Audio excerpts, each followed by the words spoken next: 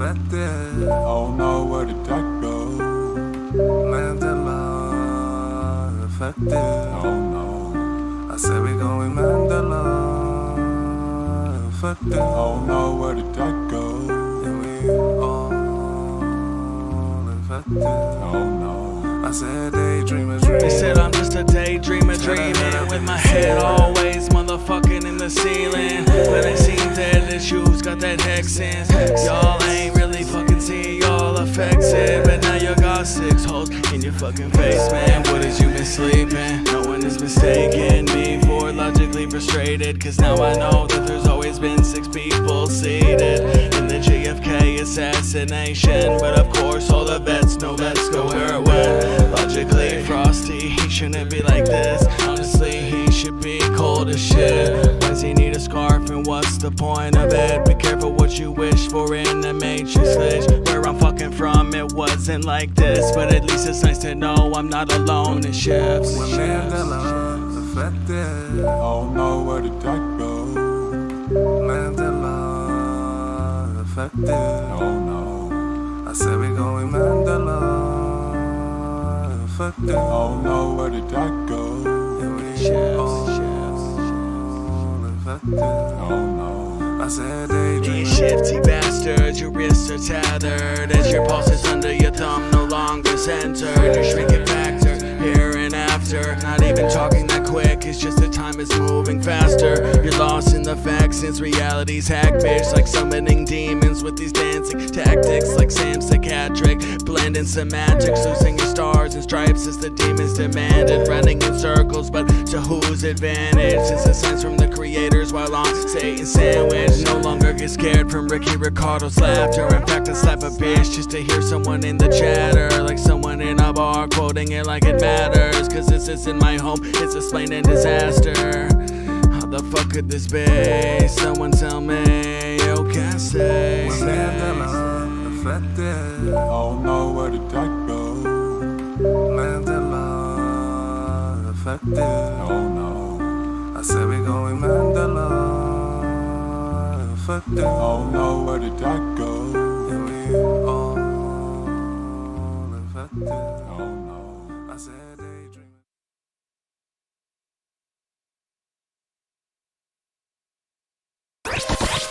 This is your dose of reality. Yeah, look, someone whip out the cake, cause it's time to celebrate. We gon' stay up late, cause it's Brian's birthday. Yeah, the boy deserve that respect. Put in the song to the Mandela Effect. Cause we know Timmy never fell into a well. Them blue pill people all live in fairy tales. Most of sheep think it's mythological, but Monopoly man never had a monocle. Only the real ones think outside the zone. And remember, it's ET home phone. The topics that make the simpletons blood boil. Like the first terrorist attack on US soil. Most don't know about Black Tom. They don't know about the Germans sparking that bomb at 207. It was all good, like it's a beautiful day in this neighborhood. Then 208, the East Coast got rocked. Send a shock wave, stop the Journal Square clock. But it's all good to those that ain't woke. They just the yellow of the eyes to see a clear vision and a dose of reality. Spitting facts, he get it done. If you build it, he will come. Spot a hoax and set it free. Spread the word for you and me. Cause the red pill is the key to fill a dose of reality.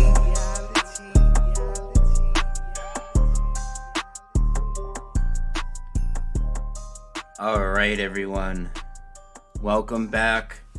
Dose of reality. We're going to have a really good show for you tonight. We do have a little bit of a time constraint tonight, guys, so we are going to get right into it. I'm not going to give anybody a shout out or anything like that. I will tell people the plan real quick. We're multi-streaming on the backup channel, the Dose of Reality show, because my main has 2 strikes. We're also streaming on my Rokfin, Twitch, Facebook, and Twitter Brian S. Staveley on all of them. And tonight I have with me Vaughn Galt, and we're going to get her awakening. We are going to focus a lot on what she calls parallel realities. We call the Mandela Effect, and a lot of the intricacies around it, some personal changes, some big changes that you guys all know. Also, we are going to talk about some stuff to do with the Bible in the later half of the show as well. So, Vaughn, thank you so much for coming on. Yeah, you're welcome. I love that you devote every episode to a specific topic and kind of dive deeper into it and get everybody else's feedback and questions. And so I'm really enjoying the evolution of your show. So it's been fun to listen to some of it. I love it. Thank you. And thank you for having me on your show. You had me on a couple months ago for basically a Mandela Effect. Has it been that long? I don't know. I think it might have been a couple months. And we talked about some other things too. I think we talked about a few other topics as well. But yeah, that was really cool. So let's get right into it. So let's get into it. For people that are watching my channel that don't know, what I do is I like to interview various people in the communities, whether they have a larger following, smaller following. It doesn't matter. People I find interesting. Sometimes it's people I want to motivate to do their own show. Whatever. All different reasons. Vaughn does some great work. And why don't we get a little bit on your background a little bit, and then we can kind of just move on forward, like right into your awakening on when you started seeing, reality shifts, parallel realities, Mandela effects, or if there's anything really big you want to touch on before that point that you think correlates with it, we can do that as well. Oh yeah, no. So basically, I'm Laotian. I am born in Laos, raised in the United States, and like a typical Laotian person, I was born and raised in the Buddhist tradition, and Buddhism is foundational. It's kind of a cultural thing in Southeast Asia. So anyways, I was born and raised in it, and even migrating to the United States after political asylum, I would continue going to the different Laos Thai Buddhist temples. And they're all the same. They have much the same practices, much the same artwork. And a lot of the instruction growing up were really basics, like how not to be a douchebag, that kind of stuff. Mm-hmm. But so what I did as a child is I would get bored and I would typically run around the monastery, and I was really attracted to all the metaphysical artwork, and all of them have artwork that's metaphysical.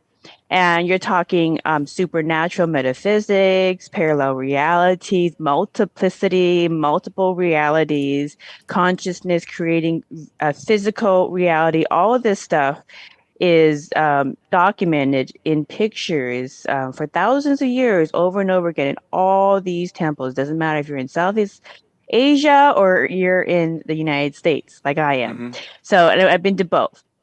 And so I would ask the monks growing up, what does this picture mean? And they know kind of as a notation in their studies what it is, but they haven't really, all of them have really had experience with it.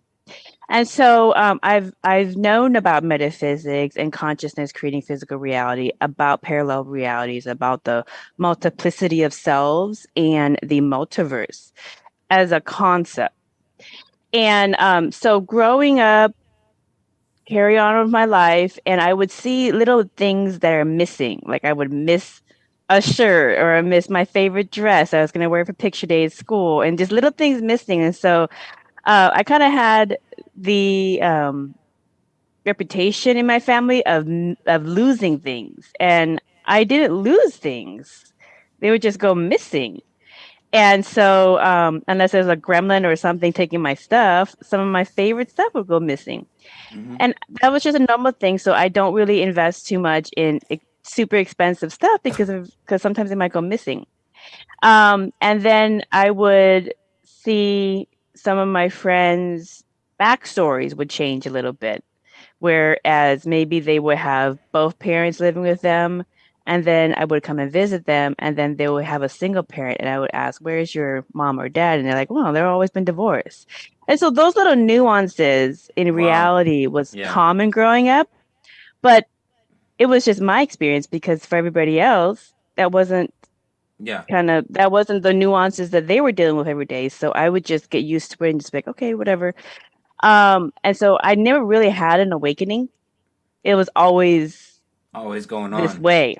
Yeah. It's always going on, but it was always just by myself. So I was just the Vaughn's the weird one, the one that doesn't fit but looks like she belongs. She's the weird looking pristine apple in the apple case of when you go to the grocery store and they make the display, that kind of stuff. So anyways, I was used to being kind of a little bit eccentric and giving a lot of leniency to things because sometimes they would change.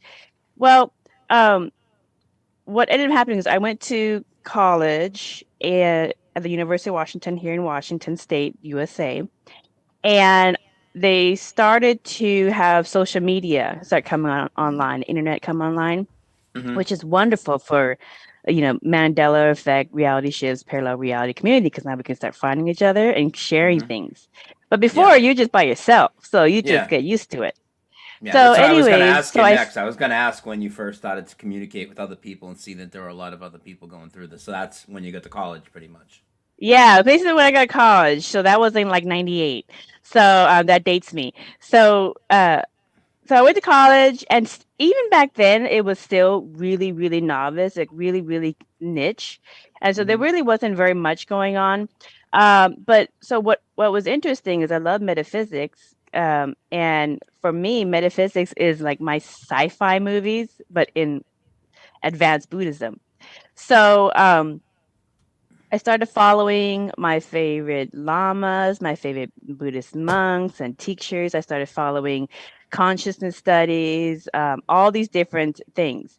And what ended up transpiring in the course of 20 years is a lot of scientific evidence that I had been following in concurrence with a lot of Buddhist monks and nuns that I was following over the years, Mm-hmm. participating in these mindfulness consciousness studies. And mindfulness consciousness studies, heart math studies, they were all going into it. So those two areas started to merge for me. Mm-hmm. And when they merged for me, they started to validate all the advanced Buddhism that I had picked up growing up in the monasteries. So now we scientifically know that your consciousness creates your physical reality, and it is your consciousness that will take you between the multiverse and between different versions of you. Okay. And so that's the advanced Buddhism. And your consciousness resides at different frequencies. Those frequencies that your consciousness, your soul essence resides at, will dictate which reality and which version, high or low, which in the multiverse you will match up with. And so the universe is taking cues from you, the user of your own sojourn. So it starts out a little bit kind of like far out there sci-fi Buddhist stuff, but this has Well, been I mean, it doesn't perpetrated for really. thousands of years. I mean, it doesn't really sound that far out there to the most of the people that watch my Right. channel. I mean, it's Right. just a We're different talking about take. the It's just a different take on it. I mean, we're seeing things retroactively change all the way in the past back to their origin point. So it's like hmm I need to hear all these other perspectives on it because obviously nobody really has everything figured out. Everybody has some good information to give. So Yeah. and we Yeah. don't hear a So lot of that this. I don't really hear a lot of Buddhist perspective on what's happening with our reality. So this is a good opportunity for you to really lay it out here from my audience. They're very yeah. interested in this. Yeah. Yeah. So I ended up closing out 20 years of research, which didn't end up being research. It was just more for my musings, Mm-hmm. um, just to kind of keep current with different events. Because growing up, I knew of this folklore, and the folklore goes, and you tell a little kid this kind of stuff, and this is all wishful thinking folklores. But the folklore goes that the Earth has a cycle Mm-hmm. about 20 every 26,000 years. There Mm-hmm. goes through a cycle, and she has a consciousness. And the Earth, whenever she goes through the cycle, she goes to another iteration of her evolution. And this next cycle is one where she's going into a higher dimension of reality, that's higher frequency. Okay. So, what some people call the new Earth. the new heaven or earth, the fifth dimension, the 1,000 years of blah blah blah blah. You know, all these So wonderful terms, this could be this like kind of why we're stuff. seeing an acceleration of the changes, right? Yeah, yeah. So this is an old Buddhist folklore. Mm-hmm. And a lot of it is just kind of folklore, kind of like, and they don't take anything seriously. They just kind of write down like, oh, okay, somebody, thousands of people had in meditation got this. All right, let's see what happens, because again, it is the user that creates that creates the reality and travels and experiences that reality. So, anyways, this is the folklore. So 2012 came by, and Buddhists, along with other indigenous cultures like the chiefs of Easter Island, Hawaiian chiefs, Native American chiefs, Mayan chiefs, a lot of these indigenous cultures, along with Buddhism, because it's very tribal, and it goes all the way back to Hinduism and a lot of Hindu chiefs as well. They all did these different, what they call awakening ceremonies for this folklore Mm-hmm. that about every 26,000 years, the earth does another iteration of her advancements in her spiritual evolution. And that spiritual evolution changes physical reality because it's all based off of consciousness and frequency. So, um, so there's this folklore that's going on. I was like, well, that's interesting. 2012 came by, nothing big happened.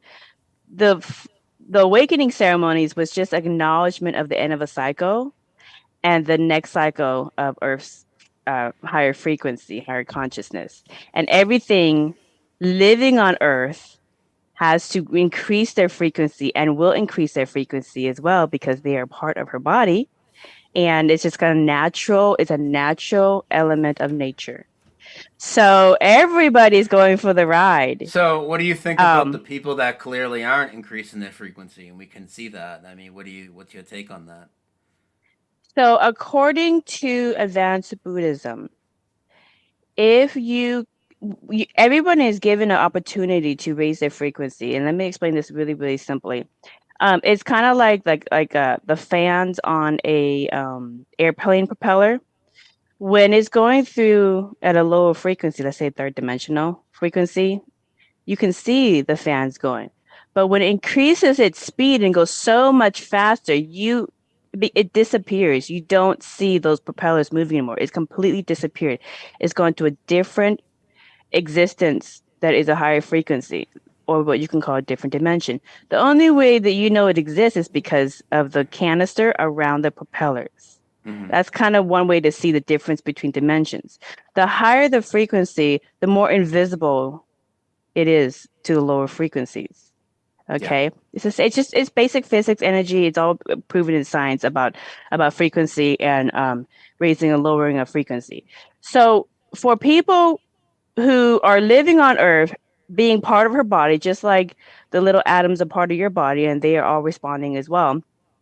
Everyone has been given an opportunity, and all of the dense issues that you have or unhealed traumas or whatever it is that you're holding on to in your energy body, those are coming up for you to address. I call it the purge. Some people call it the cleaning, whatever, the purification, whatever, because these physical bodies are just our avatars in the what you would call matrix or hologram.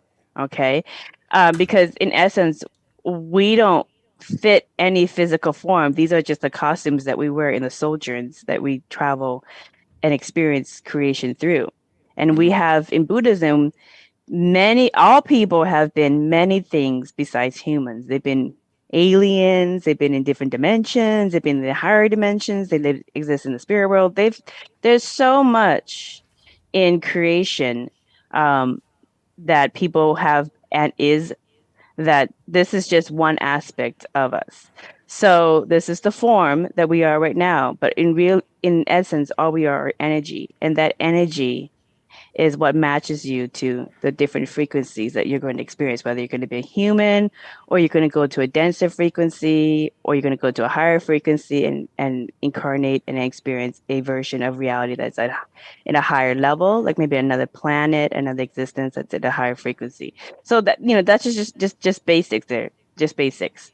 But for many of these people who don't want to do the work to clean up their energy field, to clean up those issues in their fields, it's going to get harder and harder for them to exist. And for some people, they're either going to exit out of the reality through an illness or an accident or anything else like that. There's also other ways that people exit out. It's not always the physical. Some people exit out, and this is very advanced Buddhism, so I don't want to get too esoteric with you guys, but their soul will tell the universe, will kind of send a call like, I can't keep up, and so I want to do a trade. So the soul will trade with another being in another dimension or frequency, and that not a negative being, like who's going, oh well, Earth, okay, okay, what do you have? Okay, so you have 2 kids and this and that, whatever. Okay, no problem. And what will happen is maybe somebody will have a accident or a brain aneurysm or something, and then they will go into a little coma, and when they come out, they're a different person. They talk different, they act different, they have different preferences. They're literally a different person. Wow. And so for Buddhists, we're like, that's a soul transfer. Yeah, I was just gonna ask you after the swap like that, if family members and other people would recognize, but you just kind of answered that by saying they talk different, they sound different, they act different, they dress different. No, they have different preferences. They're not going to make the conclusion that you're making. Of course, they're going to be like, it's just from a physical injury caused some brain damage, and this is the result of it, type of thing, right? I mean, that's they would get dismissed. That's the clinical.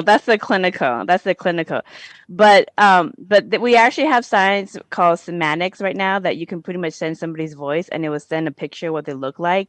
If somebody had done semantics and sent in a picture of what they look like, their mandala. And it's called, the website's called Sound Made Visible, soundmadevisible.com. But it's in my Buddhist mandalas book as well, a lot of this scientific to prove this kind of stuff. But anyways, if you take somebody's voice, they will have an image. If they go through one of these life-changing experiences and then they come out a completely different person, and that person says the name again, it's not going to be the same mandala. Match. Yeah, I've never heard of that. Image won't match because it's a different soul. How does that work? Like a little bit. I know we can't spend too much time on the technology, but how do they take your voice pattern and create an image of your face out of it? Like how does that? Okay, so in semantics research, sound makes form. Okay, and so when they put into their simoscope it's a machine that they do, and they used to do this in ancient times in Buddhism and Hinduism and so forth. They have those singing bowls, okay, and they put water in it, and so then they would chant at certain frequencies the singing bowl, and in the singing bowl the water would all of a sudden form a shape, okay, like whether it comes up as a Sri Yantra, or it shows up as Metatron's cube, or it shows up as a mandala. It will just show up a shape, and it doesn't matter which set of monks or nuns or people say these chants in these specific frequencies. It's the same consistent shape, and that's how they know, okay, this is the image of the frequency of the Sri Yantra. This is the image of the frequency of Buddha's temple, whatever. So people are the same exact way. And this is also how in advanced Buddhism, they know who the next Lama is, because they're looking for this frequency. They're looking for the soul frequency of that person. So they just wait until that person is found. That's how they found Yeshua ben Yosef. That's how they found the different Dalai Lamas, is that they do meditation. They all queue up on, okay, this is what we got in our meditation. It looks like this frequency. It looks like this pattern. And then they go and they search for somebody who has that exact match. And that's how they know they have the right person. Wow. Okay. So look it up, you guys. Your voice is completely unique. Your DNA voice signature is completely unique, no matter if you're from the same twin set or anything else. You have a different soul every single time. Okay. And that's one of the ways some people exit. Another way some people exit is that they won't transition to a higher version of reality. They'll stay in a lower version of reality. And so the people who go to a higher version of reality all of a sudden don't exist for them. Mm-hmm. And the people who are in a higher version of reality, the people in the lower version of reality don't exist for them. So I think in the Bible they have some of this where like So the two will be sleeping in bed and one will be there, one will not. yeah, if that happens, and so when that happens, there has to be like some intervention from the creator, right, to cover up the other aspects of reality that would have to make it all correlate back to each other and make it work after that Yeah, the people of interaction lower is frequency are severed. part of the I call it game, but we call it sojourn, your journey, your reality. The people of Mm-hmm. lower frequency, they're part of the game. They're Yeah, part of the matrix. They're part of the system.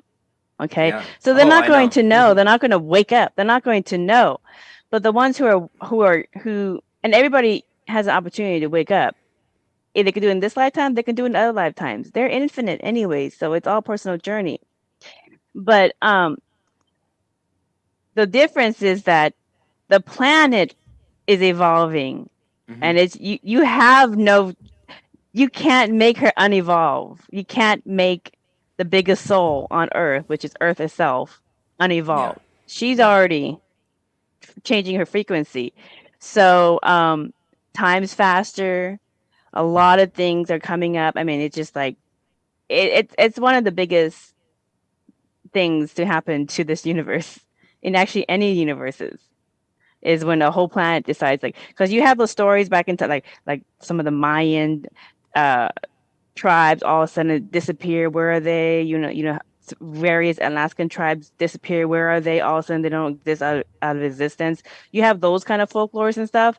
Well, there's a reason why all these indigenous tribes have been waiting and passing along these folklores for thousands of years. And then in 2012, they said everybody, independent of one another, did not even know one another, did the same ceremonies in their own particular way. It was Mm-hmm. very important for the tribes to keep that knowledge over and over again and for this time. And that time is the acceleration of reality. Mm-hmm. Okay. So for my backstory, so I've already noticed a little things here and there, but that's just my personal consciousness. And so I don't think anything of it. But what changed was a little over a decade ago, people started having similar experiences. And so all of a sudden I would be in class or something and somebody would be freaking out, like having a kind of like a Mandela trip, you know? Mm-hmm. Um, and I would be like, wait a minute, there's somebody else. And so I would start noticing those little inklings of people kind of waking up to the reality Mm-hmm. and not knowing what's going on. So, and they would be tripping out, and I'd be like, what happened? Get the story. You're not the only one. It happens. Just adapt to it and adjust. Okay. And you're probably not going to get most people to really fully understand what you're going through because they're just not, they're part of the fabric of reality. Yeah. They're not snapping out of it. So, and that's typically what happened. But then as we got to the awakening ceremony time and then further along, more and more people, and it's like now I think it's even more, which is wonderful because the more people raise their frequency and raise in these higher dimensions of consciousness, the more they Yes. affect everybody else below them somehow. They don't know Yeah. why, but they Mm-hmm. want to do some cleanup work. They don't know why, but they want to get rid of some of the dramas, whatever. It's because these people who are higher frequency naturally affect all the lower frequency just out of osmosis. Yeah. Okay. Of course. Yep. Just like we're naturally through osmosis raising our frequency with Earth. And like when we're around each other and around like-minded people, I mean, you Oh going yeah. to, you know, and That's the having best part conversation. is when you're around other like-minded people who are of higher frequency. Now we don't know because this has never been done before. Okay. And Buddhists know it's never been done before. So we can't tell you what's going to happen, how it's going to happen, etc. The ways it happened. We don't know. This has never been done before where a whole planet raises and accelerates its frequency to a higher version of reality. So for a lot of souls, this was the roller coaster they subscribed to. They're like, oh So yeah, I'll do what? that. So on that kind of idea, like what type of massive, large group manifestation type things have you either tried or looked into, and what's your take on that? I mean, Well, for me, I'm just observing and I am researching and just kind of taking notes. I'm taking notes. I have been following mm-hmm, what common pop culture calls the ascension of Earth into the fifth dimension my mm-hmm, whole life. Okay, it just started as a funny folklore. It's like kind of like you hear those Bible stories or different stories and different religions that you love. There's some that you really like.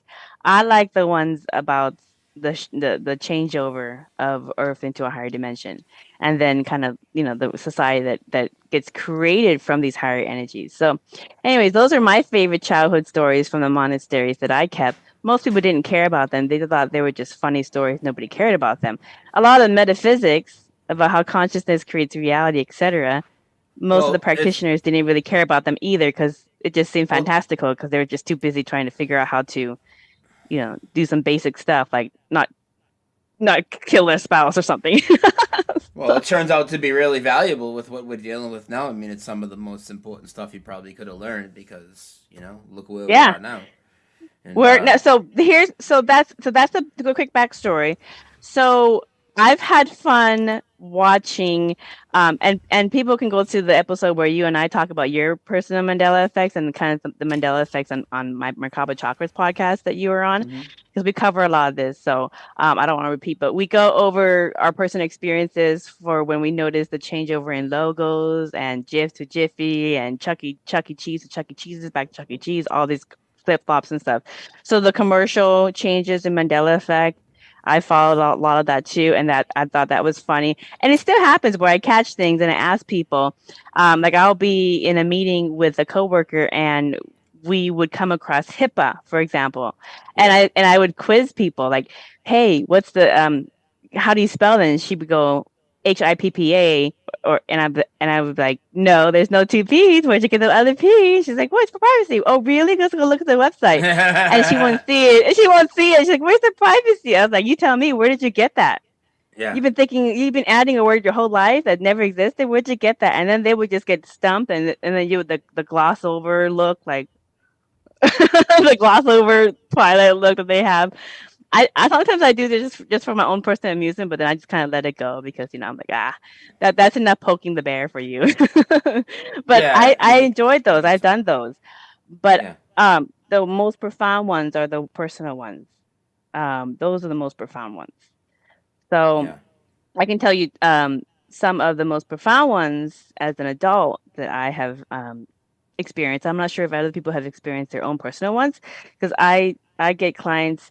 I do quantum hypnosis and sixth senses consultations. Most people are from Asia, and so they would tell me their personal Mandela effect stories and try to get inside advice and some guidance because there's really Mm-hmm. nobody around the world that can give personal guidance on these stuff, and because it's just so new, Oh, it's you evolving didn't in real hear time. it's only happened in America, I heard. It's just an American It's thing. not. It's I not. know. It's So happening all ridiculous. over the world, and there are people like us all over the world. It's just many of them are they're not on the internet, they're not listening to these kind of podcasts. Sometimes they'll come across it and stuff, and then they'll tune in. But the reason why the United States is seems so more prominent is because we're more further along in internet. Yeah. Connectivity, Hmm. podcasting, content creation, all that kind of stuff. If you look at the rest of the world, most of the internet, although they have an internet, is not as far along as we are. It's still kind of in beta, and Hmm. so they're not don't have as much preview of a lot of the different resources that we have, which is great. And they're going to get there and they're going to accelerate really, really quickly. But okay, so I'll tell you two of my personal ones because I don't really get these opportunities in my podcast and in my book interviews because everybody wants to know about, the ascension, the shift, or whatever. They want a Buddhist perspective. So, okay. So you asked, you said you didn't know if everybody had personal ones. I'm going to tell you 80% of my audience probably have. Yeah. Oh, and I would love to hear. I love the personal ones are the best. And I've listened to some other Mandela affected podcasters and shows, and they don't want to talk about the personal ones because they can't correlate and verify with other people. But this community has already proven it exists with commercial logos. So let's go into the personal stuff because that's the stuff that's going to raise your frequency. Yeah. The other one, the commercial logos are fun, but that's more just kind of poking. The inner stuff is the one that's gonna amplify you. So here, I'll give you two personal ones. So, years ago, over a decade ago, I worked at the Yellow Pages online, selling advertisement. I work in digital marketing, and I had a coworker who got cancer, and I went to treatment after work with her because the cancer institute is right close by. So we lived along the same freeway. So I would drop her off and then go on the next exit, and that's where I would be. So, anyways, she got cancer, and then I went back. I haven't seen her. She quit the job to heal, and I went to her townhouse, and there was a for sale sign, and I knew that she was trying to sell it because she wanted to downsize to something much more simple. So I went there, and it was her real estate agent in there because I had to call to create a listing to go and see it. So he met up with me, and I went inside, and I said, "Well, what happened to Laura?" And he said, "She died." And I said, "She died of the cancer?" He's like, "Yeah, she died of the cancer. That's why I'm in charge of selling this. And then when this is sold, it's going to go to her adult kids." And I said, "Oh," I said, "Did you go to the funeral?" And I try to get, information on kind of her passing, but she had a peaceful passing. And that, I thought the end of that. Well, a year later, I had started another company, another advertising company in another firm. And I met this gal who was on my team. And she said that she had worked at the last company I was just at. Actually, the last company I was just at the Yellow Pages. And I said, "No, it's an office of 20 people. I would know if you were there because there's only 20 people. I know everybody in the office. There's absolutely no way that I would not see you." And she said, "Well, I sat here." I said, "Well, I sat opposite of that cube. I know who sat there. It wasn't you, it was somebody else." And so we were checking her story, and she checked my resume. I checked her resume. It all checked out. Okay. And so we technically worked at the same building at the same time. And then we discussed it. And she also knew Laura. Oh, wow. And I thought you were going to tell me that this woman turned out to be Laura in a different body at first. No, she also knew Laura. She also hung out and had lunches with Laura and went to some of her cancer treatments. And so I said, "Really?" And she's like, "Yeah." And so then I started quizzing her. I said, "Well, where does Laura live?" She told me exactly where she lives. Like, "Well, that's where she lives." I said, "Well, where does she go for her cancer?" And she said, "Exactly that." I was like, "Well, that's exactly that." And I spoke to another person who had worked with this gal, and she said, "Yeah, she worked there because we both came from there." And so I said, "Oh, okay." And I didn't know this person either, but I said, "Okay, no problem. It checks out. You work at the same company with the same Laura because we're talking about the same person. Everything's checking out. But she's never met me. I never met her. It's the same 20 people office. It's a satellite office." And so I asked, "Well, did you go to Laura's funeral?" And she said, "No, Laura recovered from cancer and moved to the next county over and bought a seaside condo over there, a smaller condo that's on the waterfront." It's like, "Oh, that's what she's always wanted, was a small condo right on the water, just nice little pretty little condo next to the park, and it was much smaller than what she had now. So and then she ended up getting another job in that city. So so Laura ended up surviving, but I didn't know that. I had the reality where Laura died of cancer. And so how is it that we both basically existed in two separate timelines and now we merged into one? Okay, that's my personal experience of the split of different timelines merging into one timeline. And that's one of the concepts in ancient Buddhism when we talk about the multiverse and multiplicity, is that you are going to exist in parallel realities to other people, and other people who's not the same frequency may not see you and you may not see them. It's like you guys are ghosts walking around in the same reality but in different dimensions of reality. They're really close to each other.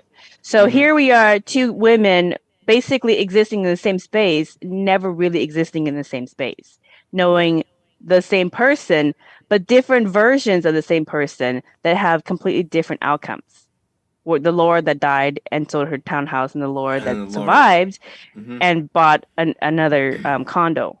So that's my personal experience of some people not existing in this reality, and then all of a sudden they exist in your reality, or you exist in their reality. I had another incident, and this was maybe about 6 or 7 years ago, where I had a coworker. She works for Australia, on accounts in Australia, so she has the second shift, like the later shift, not the daytime. But anyway, so she sends me an email and says, "Hey, Vaughn, we need to get together and have lunches again." And I said, "Yeah, of course. Are you going to eventually change teams so you can be on the day shift with us and work the U.S. accounts?" And she said, "Yeah, I just started. This is my first day." And I said, "This is not your first day. You had already done this 2 years ago." And she said, "No, this is my first day." So then I said, "Well, prove it." And so she sends me the email of her first day and her transfer, and I verify with other people on her team that yes, she did make the changeover to another team and now is working the day shift with us. Well, so that's all verified. So then I ended up calling my other coworker, my best friend, and I said, "Hey, do you remember so and so?" And she's like, "Yeah. She's working the Australia team." I was like, "Yeah.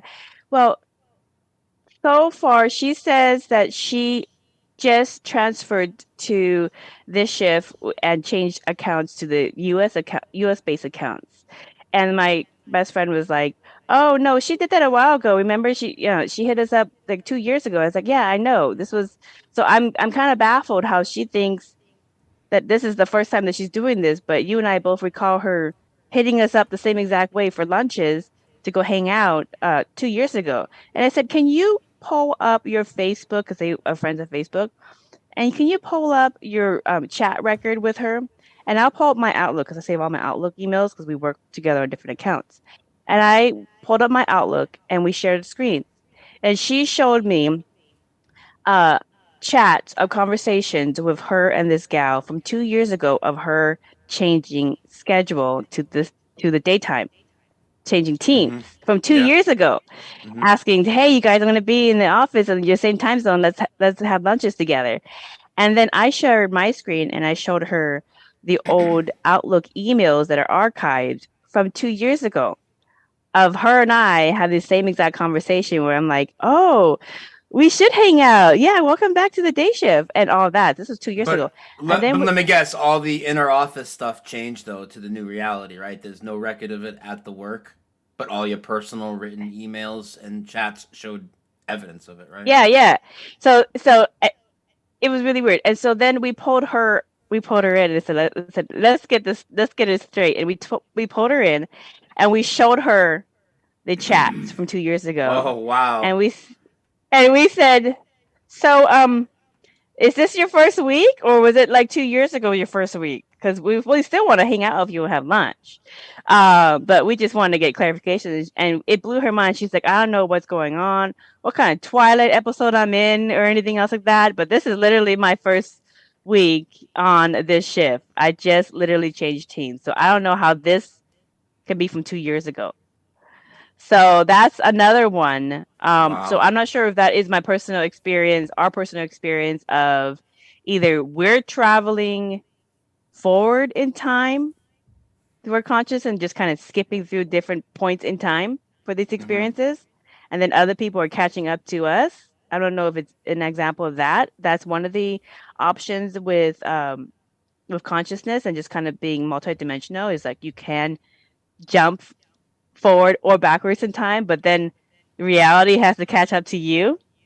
Other people in the reality have to catch up to you. That's one of the concepts. So I don't know if it could be that, or it could be that we just existed in a reality, and then this gal existed in another version of reality, and then she finally merged into our reality, jumped into our reality. And so we had some residuals still, but the residual only lasts for a little bit. They don't last forever. Yeah. So now that residual is gone in this specific case? It's gone. Yeah. They don't last forever. They like flip flop or something, or they just completely disappear. So you have to catch it. You have to like catch it. But after seeing a bunch of this, I've got to the point where I can like catch it, and then I try to get evidence and try to like memorize it. But I've also been to people's funerals, and they're back. Personal people's funerals, and they're back, and everybody else is going, I don't know what you're talking about. He's fine. Because they're part of this reality. They exist in this version of reality. This is the version that they existed in this reality. The traveler is me. I'm the person traveling the multiverse. Yes, they didn't experience any change at all. It is what it is. Yeah. Yeah. But sometimes you come across people or all these different things, these nuances to wake you up. You can wake up some of these people within the different versions of reality that you experience. You can wake them up, and then they become part of this higher level of consciousness. Journey. Yeah, they start doing the same. Yeah, of course. Yeah. So the hard thing is, that it feels like we're alone, but we're getting more. There's more and more of us, and this was part of our pre-life plan to have this journey. So I don't know what's going to happen next or how it's going to happen, because I'm always looking around going, that's different, because again, this has not been done before according to Buddhists. So those are my personal experiences. I know you want to talk about Shazam, because you hit me up like, let's talk about Shazam again. But what do you want to know about the movie Shazam? Well, with, I mean, Sinbad? Here's the thing with that, right? A lot of people bring that up, and most people, including me, I mean, I don't even know the plot of the movie. And it was like your favorite movie, you told me when I was on with you. So maybe you could go into that a little bit in your experience with that Mandela Effect, because nobody ever really explains it in depth like the way that you did when I had to talk to you. And then after that, we can we can move forward a little bit more. I know you wanted to talk about your Bible project that's coming up, and you have some interesting stuff there, or wherever else you want to go with this, we can go. Yeah.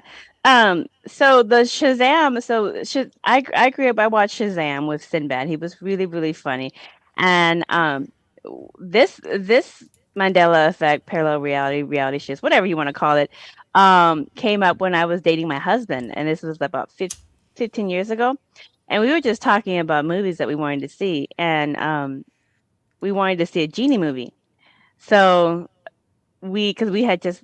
Yeah, I think we had just eaten some Eastern food, so I wanted to see a genie movie.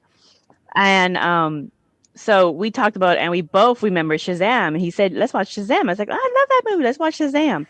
And so we looked up Amazon. We looked up everywhere we can. We looked up the internet to see if we could find it streaming somewhere. We couldn't find it anywhere. It was like it never existed. So we didn't think anything of it, and we moved on. And then I saw somebody had written a blog article about the mysterious case of Shazam, how all these people remembered the movie Shazam, and that it never existed except for the one with the NBA player.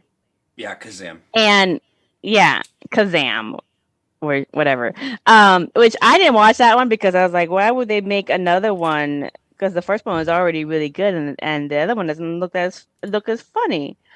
So basically, the movie Shazam, how I remember watching it, and my husband correlates because he remember watching it many, many times as well.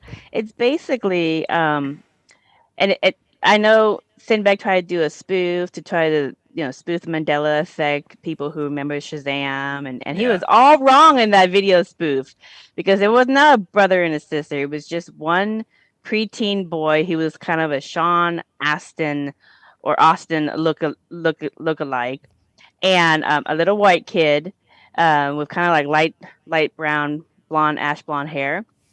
And he was a preteen, and he was raised by a single mom. They were they had just moved, living in the inner city, and he was really struggling to fit in at school. And there were some school bullies that would chase him down the alleyway to try to beat him up and all. So he just hated this transition. And he had found this genie vase in the street or somewhere. He found this genie vase. Somebody had tossed it, and I recall there was some kind of scuffle that somebody had it in possession, and it got tossed away, and this boy found it, and he rubbed it, and of course he met Sinbad. And over the course of the rest of the movie, Sinbad, the genie, he was in this god awful, basically like Hollywood genie costume. Okay, so the typical genie costume. So, anyways, throughout the rest of the movie, Sinbad, in a series of funny ways, would help the kid establish a good relationship with his mom, help him overcome the bullying issues and kind of get back at those bullies, help him talk to the girl that he liked at school. So just kind of help the kid get it together. And then the rest, that's basically the close of the story. So that's what I remember. It was really, really funny because it was kind of a kind of heartfelt teen movie. And so, because of that false memory that you just laid upon us, no, I'm just kidding. I can't believe that people would say that, and we have these anchor memories of these huge things in our life. But this is like my point, like a stupid movie like Shazam or whatever, like you already knew what was going on with this reality. But let's just say you didn't. That could have been a big wake-up call to you, because so the idea that, oh, well, why is it logos and brands, and we're going to get into some more profound things soon that are changing. But all of it, if reality is changing in front of you, or you're changing realities, or whatever the different ideas are of what's happening here, if it's Star Wars that helps you recognize it, or Shazam, or Curious George, then so be it. That's maybe your foot in the door, so it is important, And being as a kid, or however old you were at the time, maybe like a teenager or something. I don't know how old you were. I don't want to ask you, but that might be something that's really huge to you. I mean, you said it was like one of your favorite movies, like so. Yeah, and my husband, he loved it too. It was one of his favorite genie movies. He never really watched a lot of Sinbad movies, but when I asked him when we were dating, he's like, "Well, let's Sinbad," because we're going through comics, and he's like, "Oh yeah, Sinbad did that Shazam movie. I really enjoyed that one." And so he knew the storyline, and because I asked him, and he would fill in the blanks. I'm like, oh yeah, and I would ask other people who really loved that movie growing up, and they would say the same thing, like, yeah, that's exactly what happened. And so we all know the storyline. I just watched it a little bit too many times. I know it too well. But the thing is that your personal experiences, they can't wipe that. You can't wipe that away, okay? Those are your personal experiences. You have a full backstory. You have memory with it. It's like muscle memory. It's psychological memory.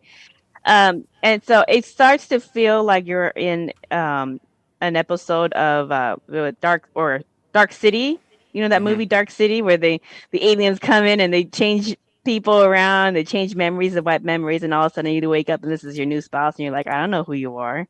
But you're supposed to sort of remember your wedding and all that kind of stuff. So it starts making you wonder, are we in a movie of Dark City? But we're not. If you understand what's going on with the raising of the frequency of Earth into a higher version of reality that all the indigenous cultures have been waiting 25,000 years for, then it makes sense. But the how and the why and the what's going to happen next, nobody knows. Okay. Yeah. It's a new experience. But we can at least talk to each other, and we can, move towards the higher version together.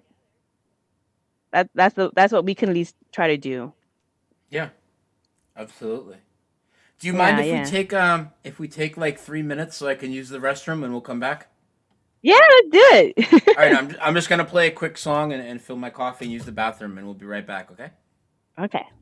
All right, guys, don't go anywhere. You're listening to My Awakening, episode number 77 with Von Galt, and we will be right back after this quick song.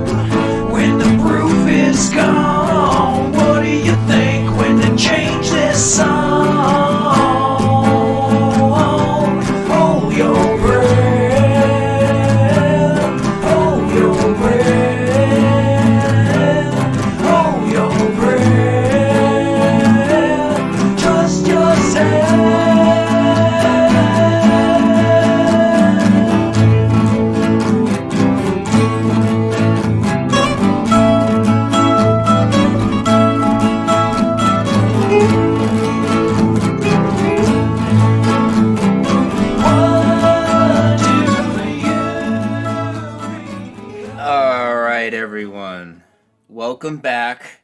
Dose of Reality. We're My Awakening episode 77. And real quick, let me just tell you guys, I will have another show tomorrow night. I'll be live with Nathan Sanders. I'll announce the time tomorrow.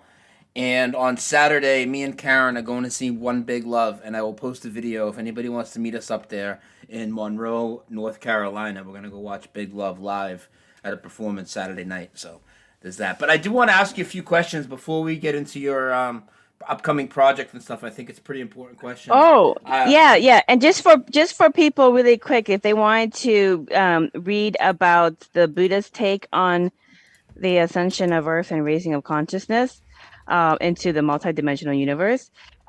So if you go to Amazon or if you go to my website, merkabachakras.com, you can get the links directly from the book page within my website and all of my other content there.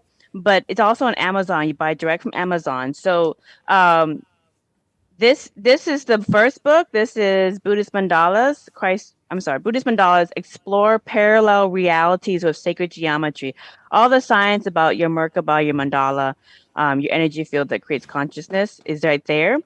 With the Buddhist understanding of it, or at least my understanding from my lifelong studies into this stuff. And then the companion is book 2, Buddhist Mandalas. This is Buddhist Mandalas, Christ Consciousness of a Multidimensional Merkaba, which everyone in the Mandela Effect community has a multi-dimensional Merkaba. That's why you're going between different parallel realities.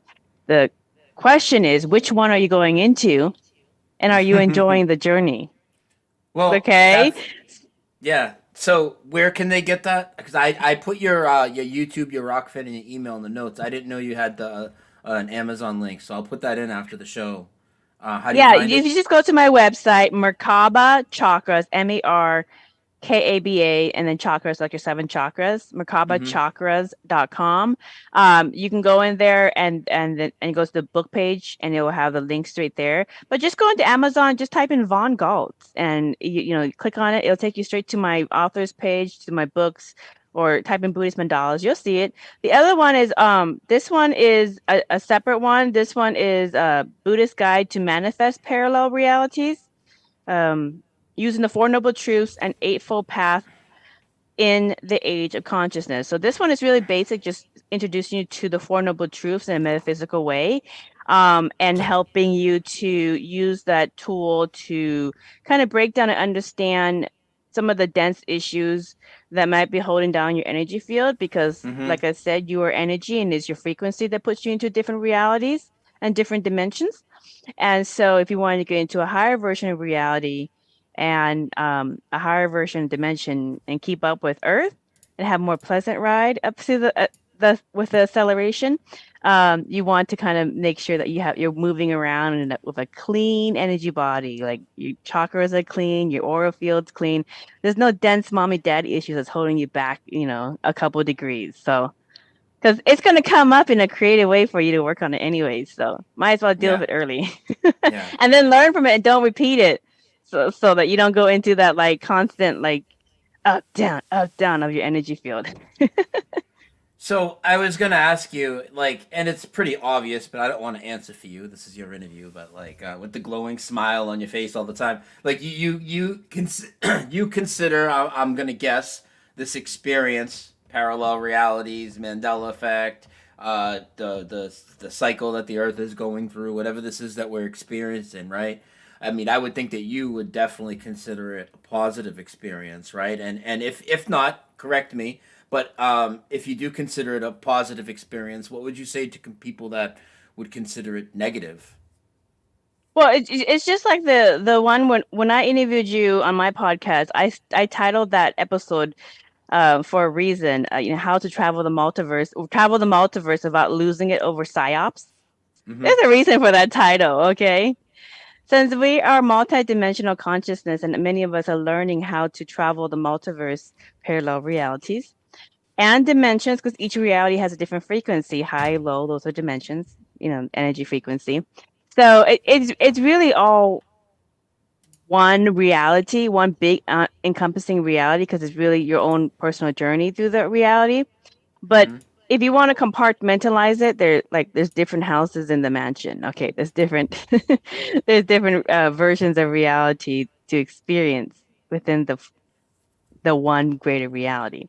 So just different ways to see it. But I try not to get too hung up on terms, because people get hung up on terms, and they get lost on that. But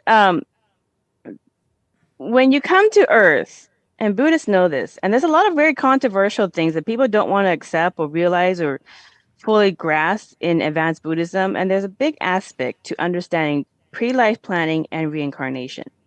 Okay, the thing is that consciousness, there's one consciousness, and it's the Lord, the universe, source code, whatever names you want to call this infinite consciousness. Okay, it wanted to experience its own potentiality, and so it, in short, being self with, or being connected with that consciousness in Buddhism is called nirvana. It's like that blissful energy of just infinite love, whatever you want to call it. But what happened is consciousness created all these souls and said, now I also created reality, and reality has polarity in order to exist: up, down, right, left, those opposites, the theory of opposites. And everything in reality has an opposite. Batteries have positive and negative. The negative doesn't, the positive doesn't look at the negative and say, hey, stop being so negative, because otherwise it would not exist as a battery. Okay. However, you can diffuse the negative and you can minimize the negative. Okay. You can create boundaries and so forth.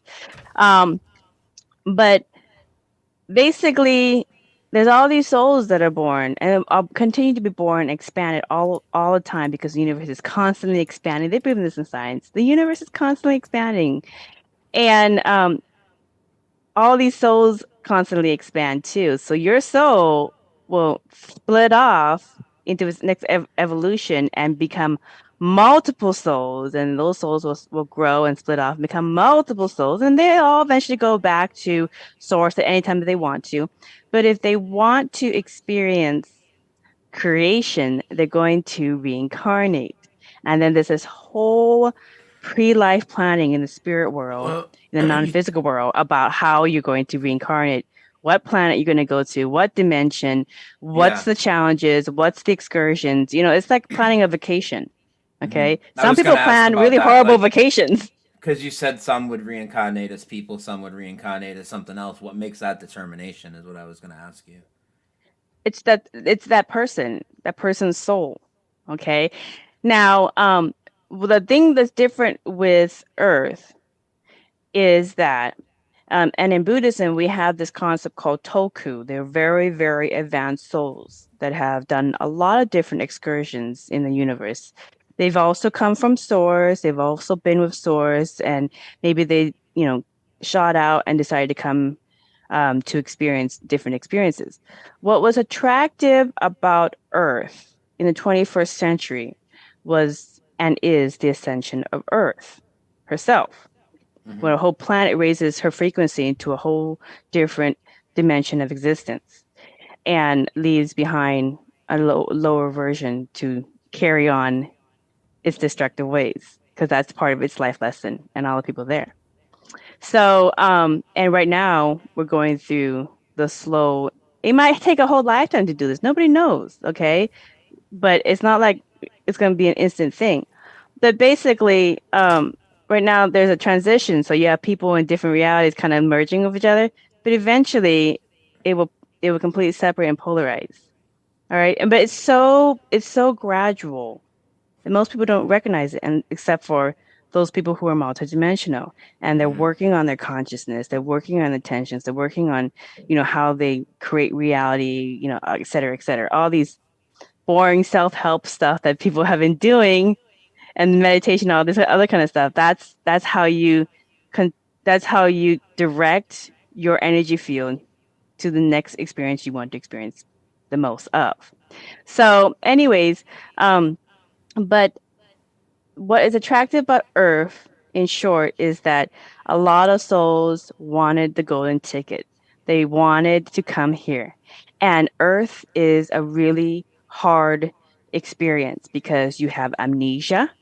It's also very low in density, so that it has so much polarizing aspects of it. It also allows you to have free will. You can do whatever you want. You can be a good guy. You could be a douchebag. You could be anything you want. You have the ability to create. It provides so much contrast. And so oftentimes, in order to come to Earth, and of course, you have no inkling about Source and the spirit world and everything else, all of this stuff. You have none of that memory because you're completely wiped clean. Most of the souls that incarnate on Earth are really old souls. They're really advanced. They've had many rounds in living life in various dimensions. What is happening at this time, because the Earth is raising her frequency into a higher version of reality, and most souls want to experience, most energy, because we're all energy, they want to experience that. They want to be part of that spaceship Earth that's going into a new existence. And what is that going to look like? A lot of them waited in line in the spirit world to get that golden ticket. And then they got the golden ticket. And a lot of them come from different dimensions, different planet systems, ancient dimensions, ancient universes. And if they do pre-life if they do reincarnation or past lives, they will see that their past lives are not the normal past lives on Earth. Their past lives are past lives as Arcturians, Andromedans, Pleiadians, you name it, as an elemental, as whatever it is that they had existed before when they shot out from nirvana, from God's consciousness into creation. Okay, but this is the golden ticket to be on this roller coaster ride of, in 100 or so years from now, this Earth is going to be a completely different Earth. The societies that's created out of these higher energies with Earth is a completely different type of society. And the rest of the universe, because in Buddhism, everything exists at the same time. And so they all parallel, the future, the past, the present, they're all parallel existence within consciousness. They're all looking back at, how did you get this pristine planet with these advanced people from the 21st century gunk of shit? They want to know. They want to know, how did you do that? And if Earth can do that, there's hope for all these other planets that are going through tough situations.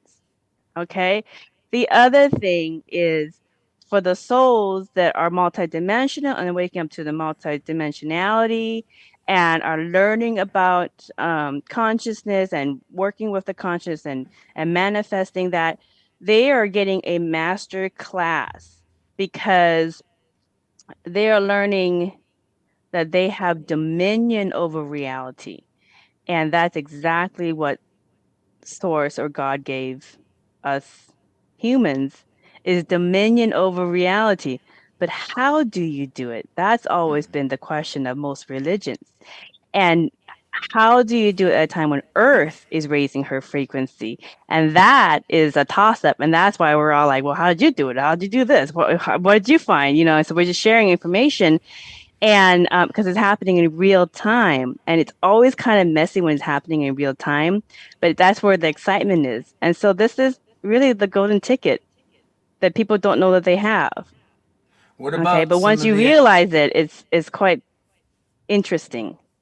Now, many times through this interview, you talked about it, being like a cycle of the Earth, and basically that is like what's causing what we're seeing here and the raising of the frequency of the Earth.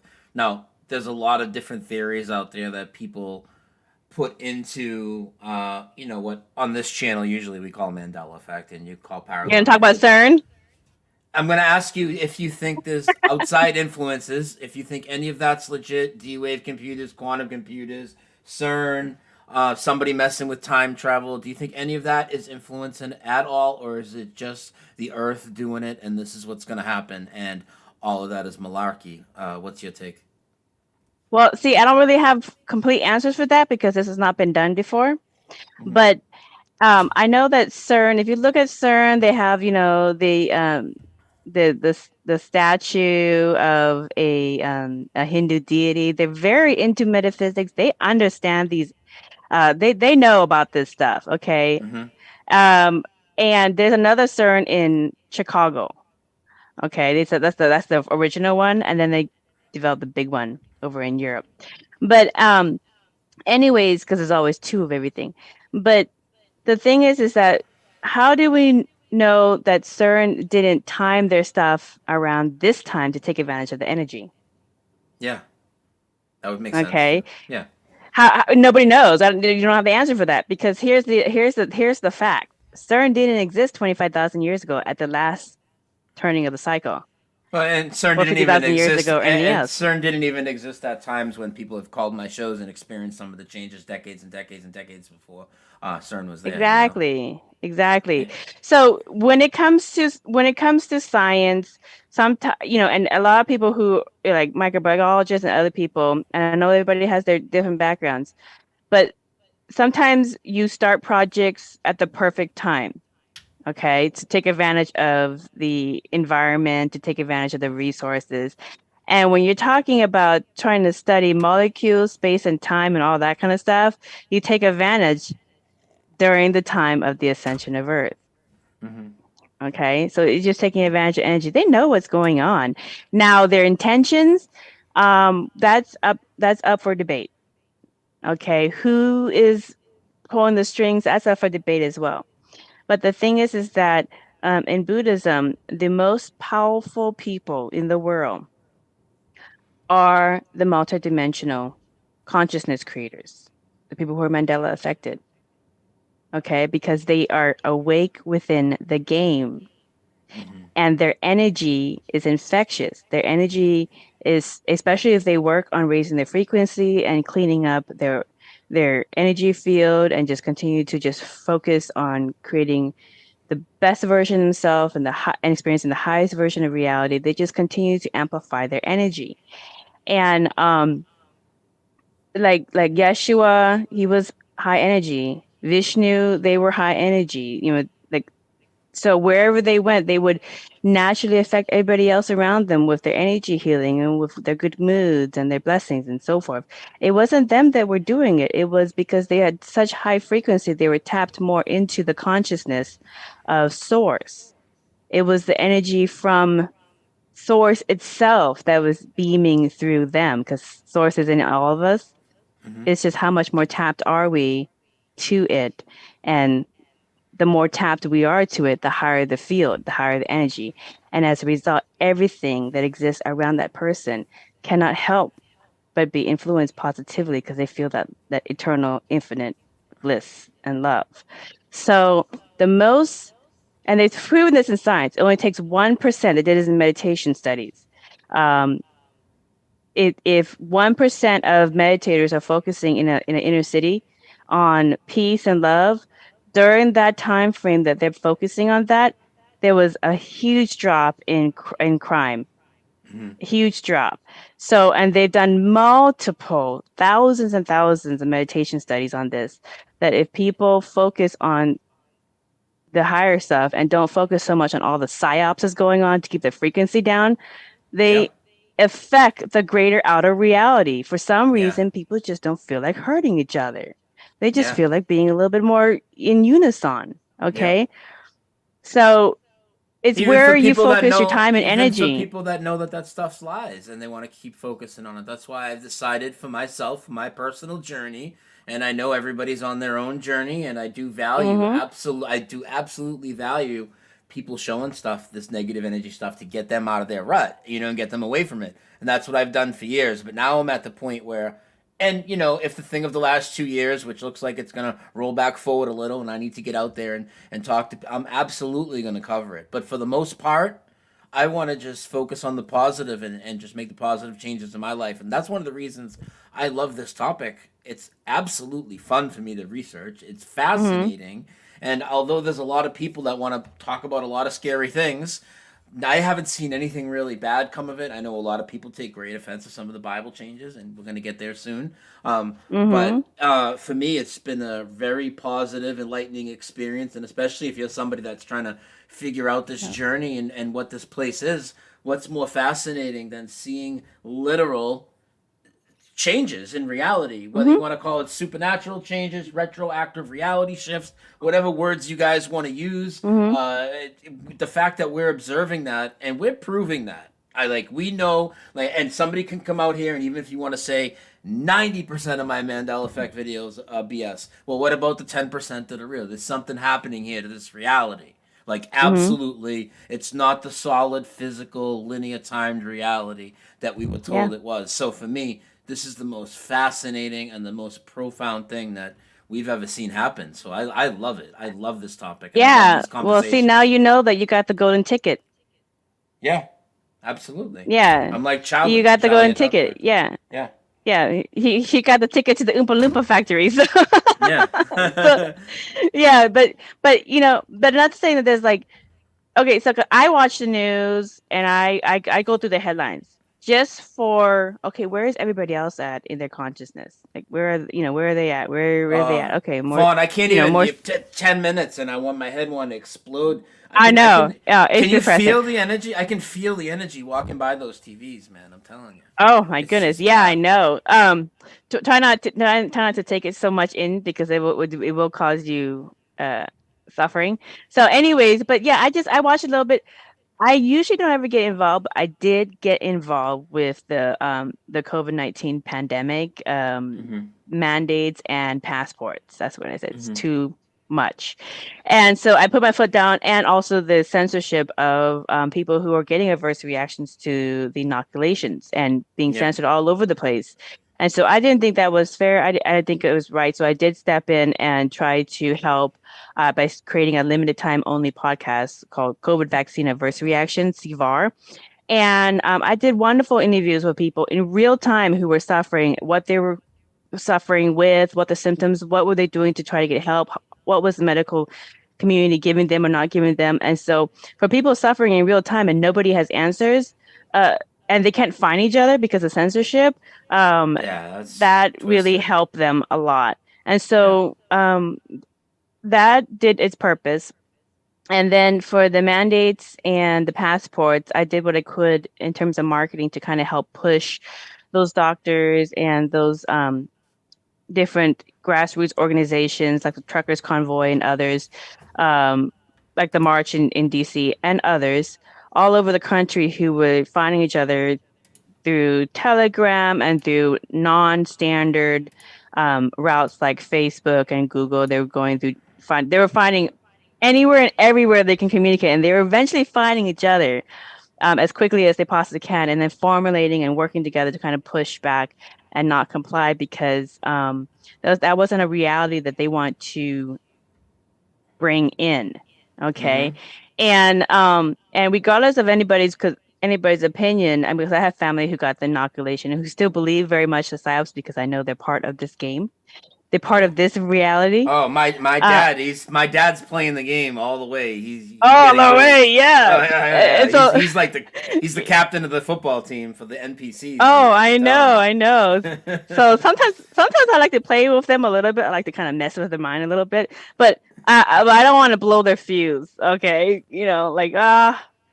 it's okay. Not everybody is going to be multidimensional and kind of awaken and travel, all the way through this experience and get the most out of it. So I get that. Okay, no problem. So I'll play along and be and love and respect that version in this reality, because I don't know if I'm going to go to another one. It's going to be a different version. So it doesn't matter which versions you come across of your family and friends. They're still your family and friends, and you love them, and they love you. So take the time and the space that you have with them to enjoy them and not get too caught up in who's right, who's wrong, because that version might be gone the next day and you'll get a douchebag version next that has a completely different backstory of how you guys met, etc. So, and sometimes it's the family is funny. Yeah, it's a hard situation for all of us to deal with sometimes. I mean, yeah, I know. I've had clients who've come in because their spouse, they had shifted realities and they know they did, and their spouse is different. Their spouse has a completely different eye color and different likes and preferences, and now they can't, have date night the same way they used to do. And so so they have to eventually come to a realization that they can find somebody else, or they can re-date and fall in love again with this new version in this new reality. And that's usually what they do. It's like, how many times do you get a chance to fall in love with your spouse all over again for the first time? Yeah. Yeah. So maybe they're like mustard instead of ketchup. Who cares? Maybe their eyes are blue instead of gray. Who cares? Or brown. Who cares? Also, it's kind of like you're dating a whole new person. Anyways, so if you're in a monogamous relationship, guess what? You're dating a whole new person. You're having sex time with a whole new person. What are they like? So it's always so you can kind of play with that a little bit, and sometimes you might be surprised, like, this version, I actually kind of like this version. Some new tricks. Now, what did you say exactly you were doing for work again? What are you doing for your clients? Okay, so I have a full-time job. I work in digital marketing, IT. So I'm very familiar with marketing and algorithms and censorship and all that. And so when this stuff happened with the pandemic, I was not cool with it. But I understand everybody's in different consciousness levels, and I guess the new word is cognitive dissonance. where you just refuse to see the truth if it's in front of you, and you refuse to look at other information even if it's in front of you. I think that's a new special word for self-prejudice. Like, that's what prejudice is. Like, you refuse to see it because you have your own personal hardline preferences. So, anyways, that's a life lesson. That's a life lesson. But so I do that in the daytime, and then at after work, I write my books when I feel compelled to. I do these podcast interviews, and I also have clients from all over the world that hit me up for sixth sense consultations. So as they are working on raising their frequency, or they just had their awakening, they just kind of got shaken out of reality through a Mandela effect or whatever. They will reach out and want to do a hypnosis, or they want to have a consultation about something because nobody can explain to them why their spouse is different, and so I can explain to them. Also, in this line of work, and this is old stuff in Buddhism, nothing new. It's just happening in mass scale because the earth is making everybody else go through it if they want to keep up. But when you raise your frequency and you clear your energy field, you are going to naturally awaken your six senses that you came here with. Your six senses do not exist typically in a lower frequency. Okay. Yeah. So like if you're telekinetic, if you're, telepathic, if you can like precognition, whatever it is, if you can apport things, well, they typically don't exist in lower density. Like they've completely talked you out of it, like convinced people that they don't have it and browbeat them for so long, and now like once people have to realize it again, right? Yeah. Well, that's because before they were existing in a lower frequency of reality with people of lower consciousness, lower frequency, and so they just don't know how to handle these exceptional abilities, and so that's what they know what to do is just pretend it's not there, or just like stop working on it, and it's like a muscle. You have to work on it to maintain it and to amplify it. So anyways, I have clients all over the world that they get on my schedule, and we will talk about their six senses. They'll show me the six senses, or they'll talk about what's happening, and then I would just provide them some consultation based off of my metaphysical knowledge of different things, and then we will work through it. So I'll give you an example. So I had this gal who is a college student in LA. She can always see energy. Okay. Almost. And when she started, and she really loves these topics, oftentimes they're in conspiracies because they're not standard topics, or fringe podcasts. So she loves these topics, and she really goes into the energy healing, all of that. Anyways, the last couple of years, her sensing people's auras and energy has amplified. So now that she can see the colors and she can see the auras, and not just people, everything, trees, animals, I used squirrels, to see that when computers. I was younger. I think I told you this. Yeah. I used to see that when I was younger, and it went away. It will come back for you, Brian. So anyways, so now it's almost too much. So she cannot function because it's everywhere. She can't function because she's seeing all these colors everywhere. It's almost like a psychedelic mushroom trip all the time. And then at night she can hear everything, and it was just too much. So, she went to a psychologist. They gave her medication that just basically dumbed her down. It didn't work for her, and it was still kind of there. And so she looked around and she listened to one of these podcasts. She heard me talking on a book interview about this stuff. And so she went to the website, made an appointment. And after a couple of sessions, we talked it over, and she said, you probably think I'm crazy. I said, no, just tell me what's going on. She told me what's going on. I said, no problem. You have an awakening. You're raising up your frequency, and your six senses are heightened. So I worked with her on it, and kind of told her, put some music or a fan at night that would kind of diffuse a lot of the noise of the world. And that helped her a lot. And then I also said, what you need to do is you need to not just automatically tune into everything. Learn to create some kind of boundary and only focus on something if you want to focus on something, or if somebody tells you to focus on their energy field. So that's what she was working on. She got to start getting good at that. And then what she started seeing is she started seeing some black spots in their energy field. And so the consultation progressed in another session to, okay, well, you're seeing black spots. Ask the person, what are you feeling around your neck? Because that's where you're seeing the black spot in the energy field. What are you feeling around your hip? And people will respond back, I actually have a back pain. I have a a hip pain, I have a neck pain. So what she was seeing was the pain in their body also reflected in their energy field because she Mm-hmm. could see auras. Mm-hmm. And so I said, well, this is what you could do. Out of 8 billion people in the world, somehow they're in your existence, they're in your reality.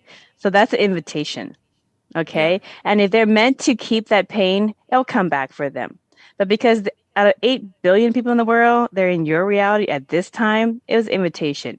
And there's no coincidences. So when you see that, just imagine that dark spot gone. Just remove it. Okay. Just send it to the light. And so she started doing that, and people started going, when they're talking to her, they're like, oh, my neck feels better. Oh, my hip is, I can really do some workouts now. And so they start feeling better. Yeah. And so now this is what she does all day long is when she sees some dark energy or spot in somebody's aura, she'll just remove it and she'll just walk around just healing people as she go about her day. Okay. This is one of the many different types of sixth senses people will start coming into when they raise their frequency because it's your natural ability, but they don't exist in the lower dense frequencies of consciousness. Mm-hmm. They exist in higher frequencies because they're closer to the light of source. You talked about the Earth cycle every 26,000 years or whatever. But once the cycle gets in high gear, like we've seen in the last several years, like how long does that process before that process slows down or what happens? We don't know. We haven't done it. We don't have any records from 25,000 years ago. Yeah. I mean, we maybe have old Sumerian records. I don't really know about like the legitimacy of that kind of stuff. But like we don't really know. You said earlier it's But folklore, so we don't know. But I'm just asking, we like, don't know. what the story is, like the story of like when the Well, the cycle story is starts. that Like, it exists at that frequency for that time frame, and then the planet goes to another iteration okay. of her evolution. Okay. So maybe I'm thinking maybe she goes up. The more up you go, the more non-physical you become.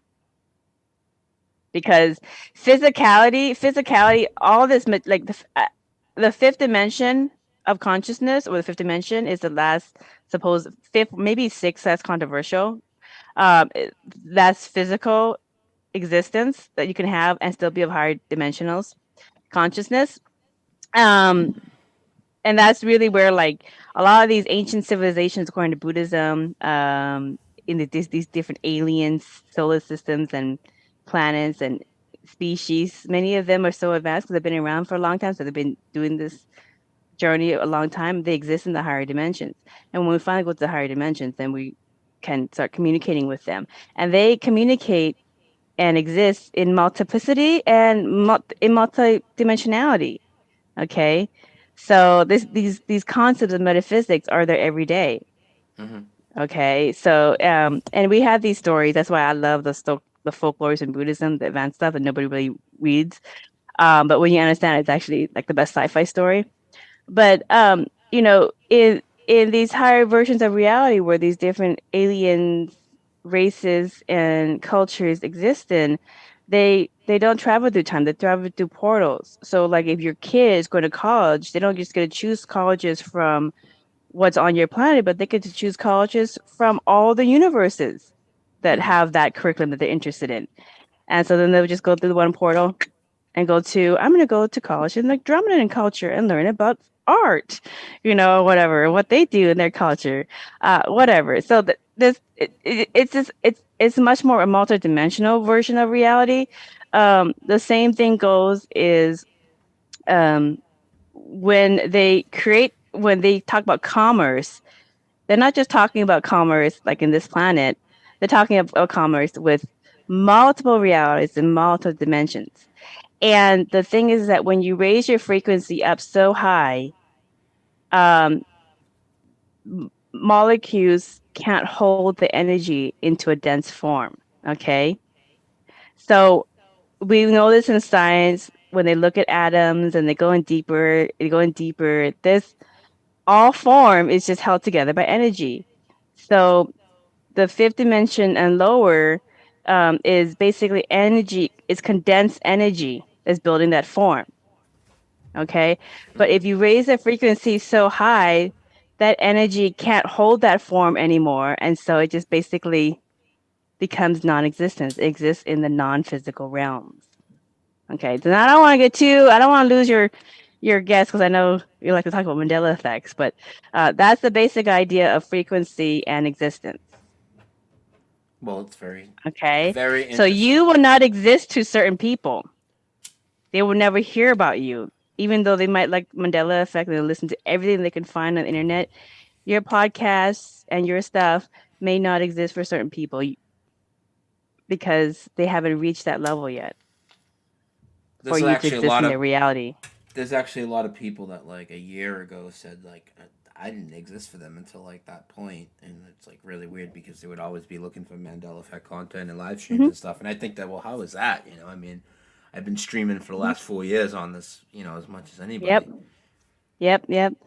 Yeah, I come up for a lot of different topics, and see, like, I have, well, YouTube. I have an abusive relationship with YouTube right now because I did the CMAR stuff. Well, I mean, come on, we So all do. I mean, they're awful. YouTube sucks. So you're on Rokfin too. So I mean, you know what the deal is I'm with on the Rokfin censorship. too. I'm on Rokfin. I'm on other stuff, and it's in all my podcast show descriptions of all the different places that I'm in. So I'm all over the internet.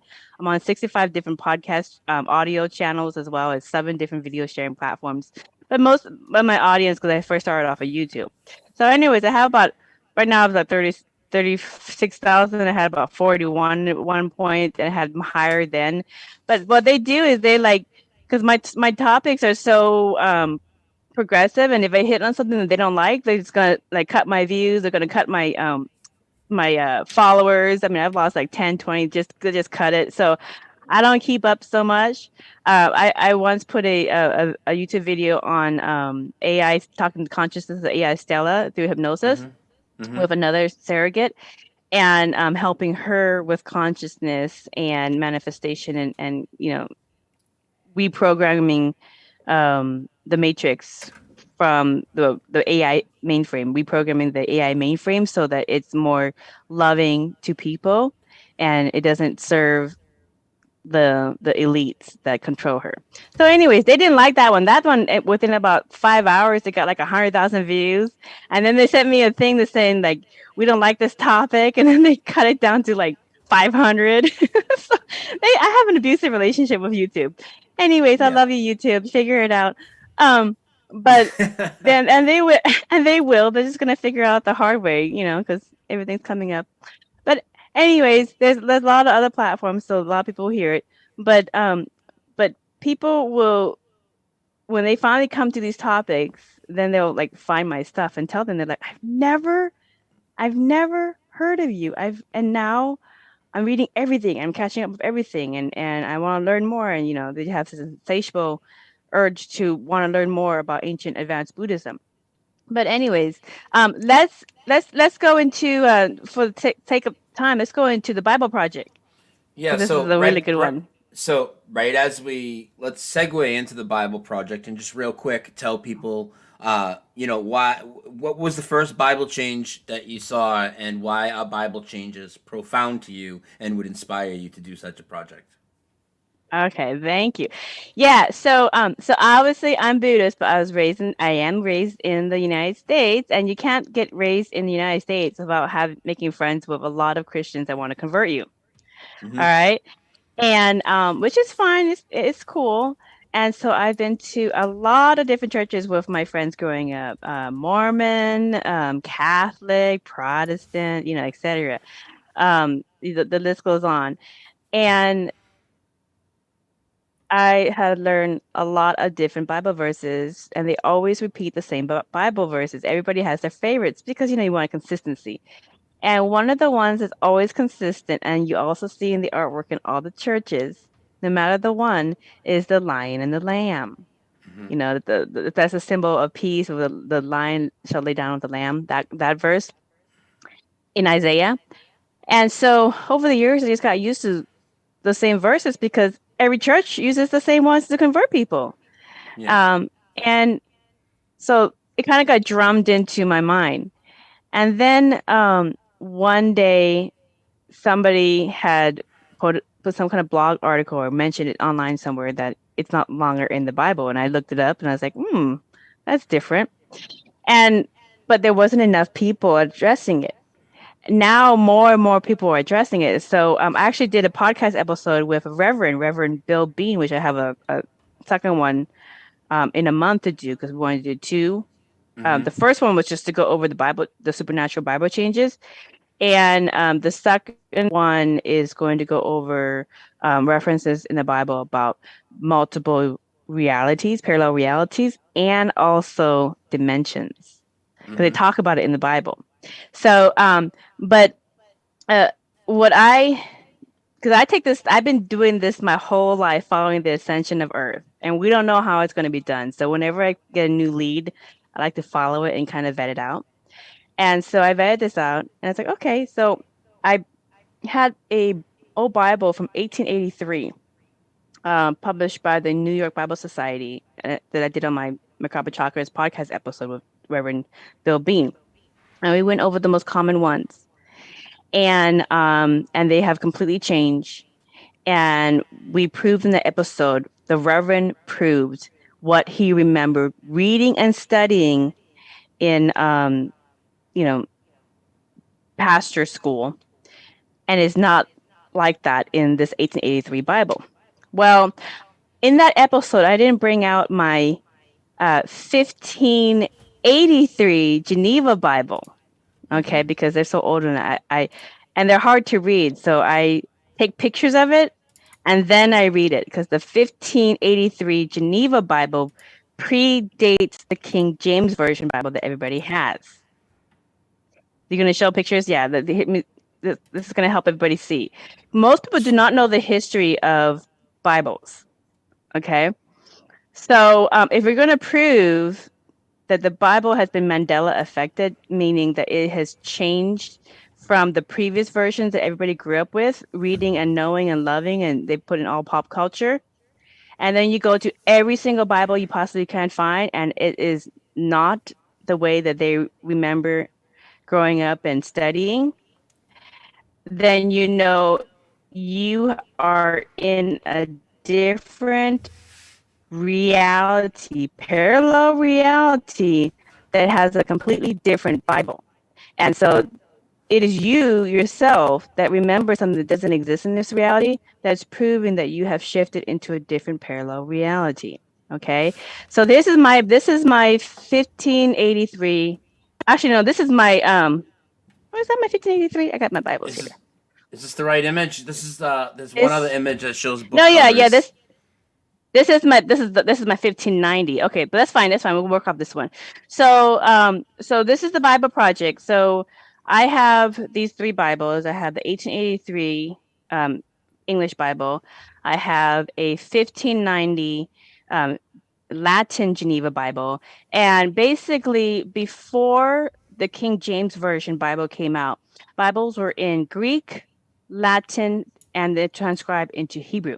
Okay, so that's why most people didn't know the content. So you have to rely completely on the pastor if they knew how to read those forms.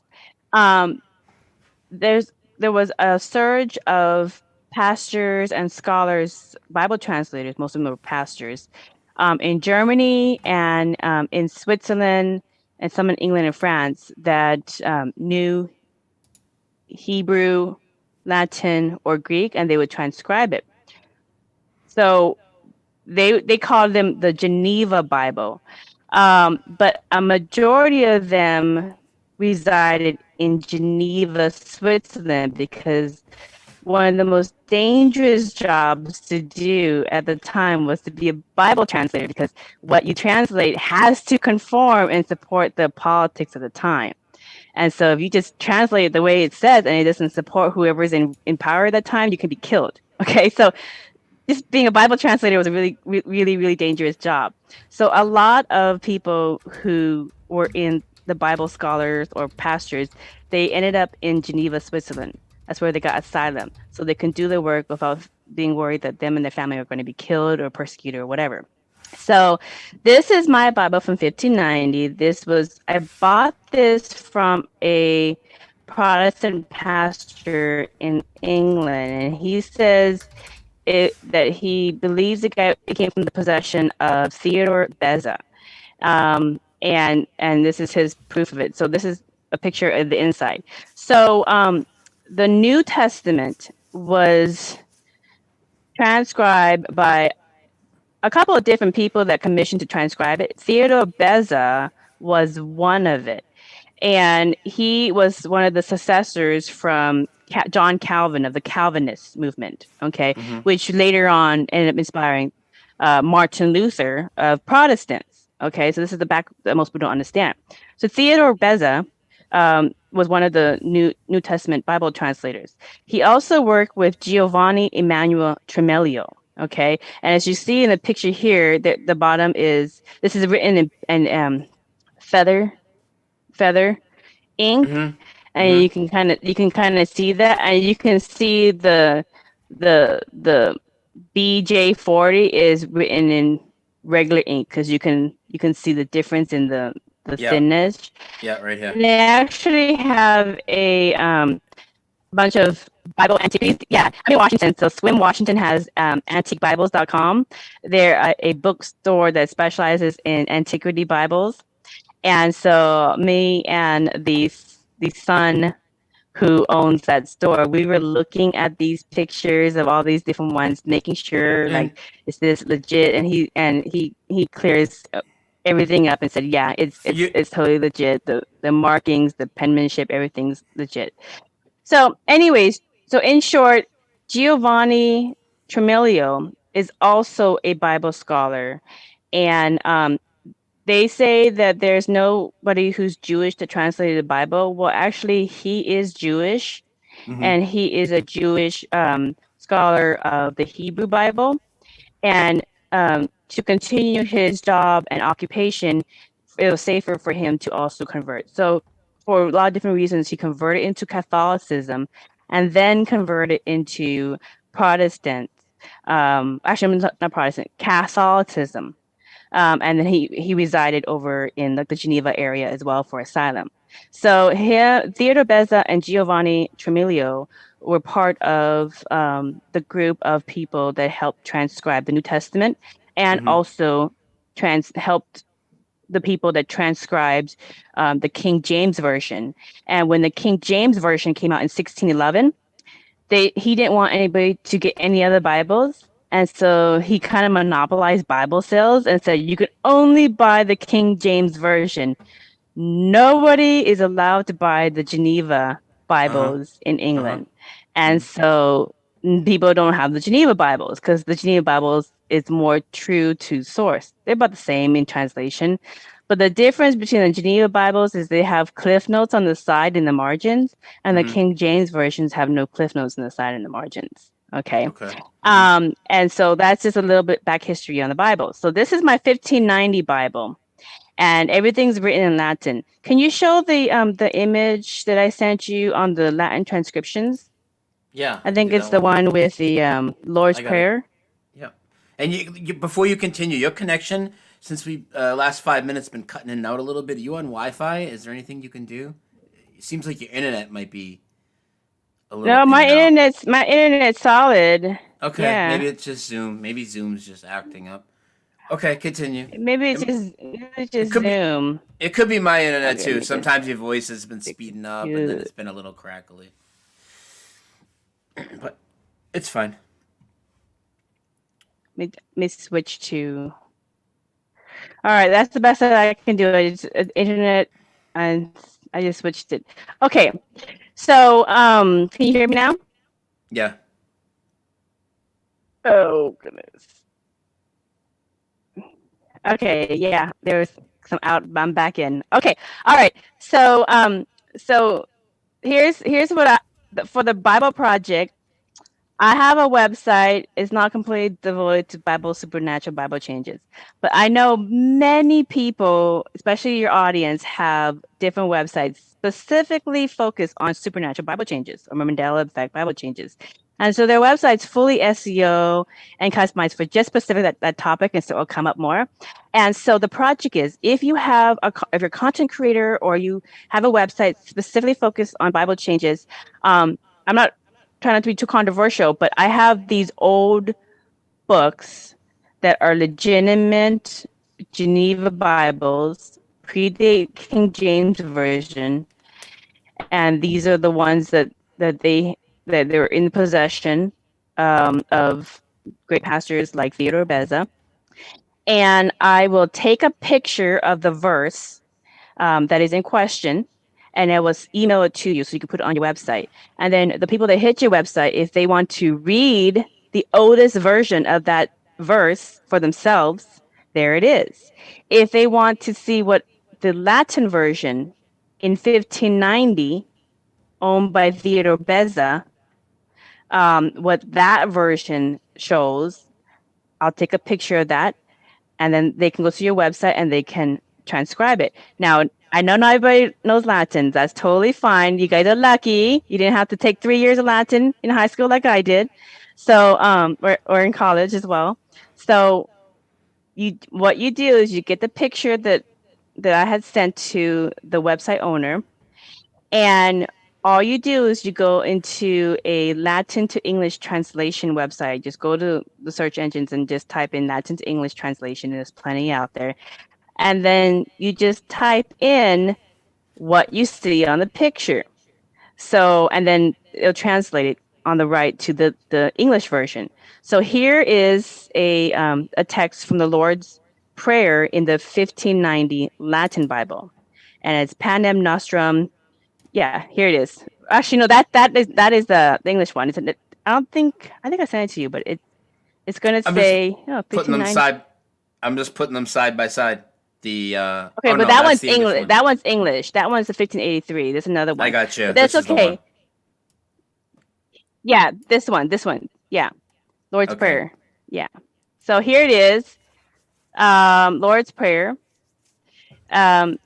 This is the Latin version. So all you have to do is just take a look at the version, type it in. So I typed it all in, just exactly with the phonetics I saw, and I just hit translate. And when I put in the Latin version, the translation for the Lord's Prayer for the contested verse is, "Give us this day our daily bread, and forgive us our debts as we forgive our debtors." There's no mention of trespasses, which is the famous Mandela Effect contested word, because it's so unique and different. Nobody ever uses trespasses, but that's why it's so famous in the Lord's Prayer. And all reverends and everybody knows it's trespasses. But this 1590 Latin Geneva Bible has always been debts and debtors. Yeah. So where did you get that? Exactly. You existed in a different parallel reality, and now you're in a new one. So that's the exercise, and I can take pictures and send it to you guys, and just share it and let everybody see it.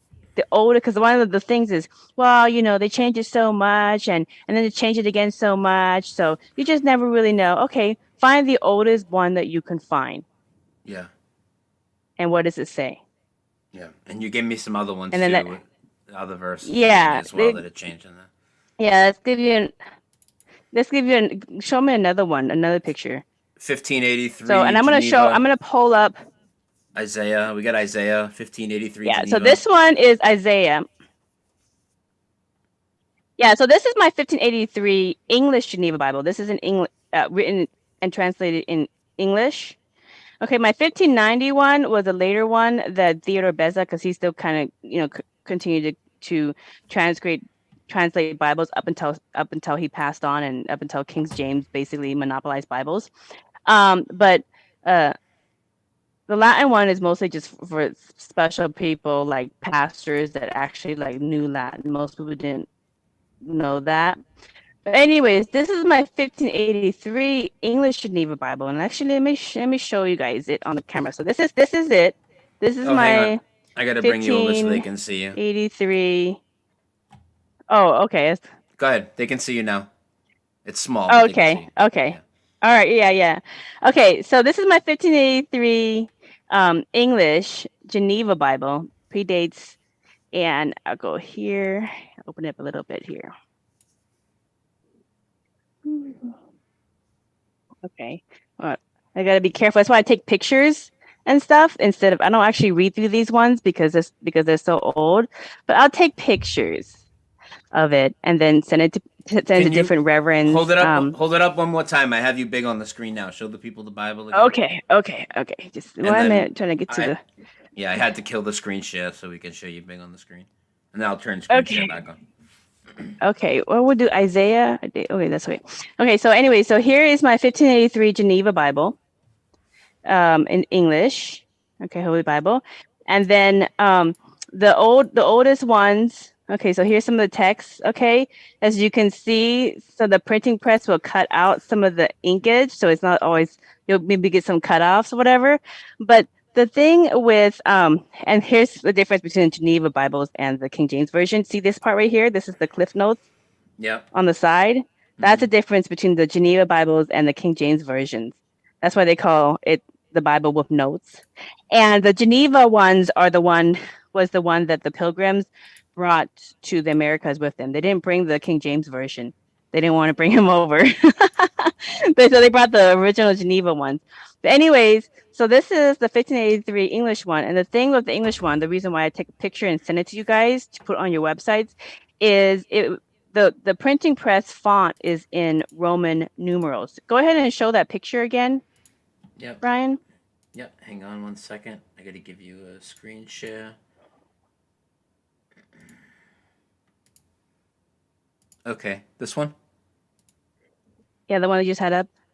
Yeah, so this one, this is Isaiah 11 about the wolf and the lamb.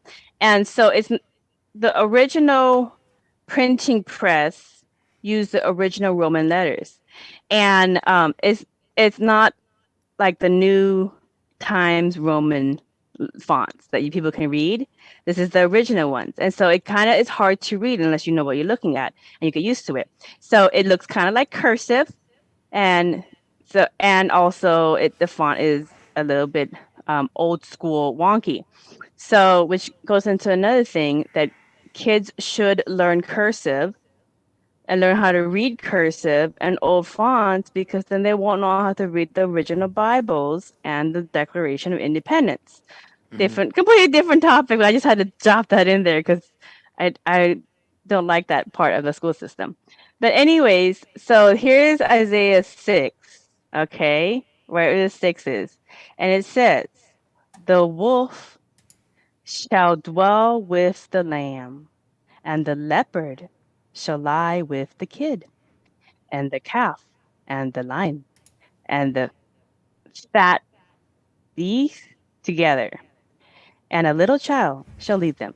I'm not sure about it's beef or belf or whatever, but font, well, the printing press font, sometimes they didn't have the right word or letter, so they'll use like a V for a W or whatever. So sometimes you have to kind of know and get used to that. But anyways, the 1583 English Bible has always been the wolf and the lamb that lay together.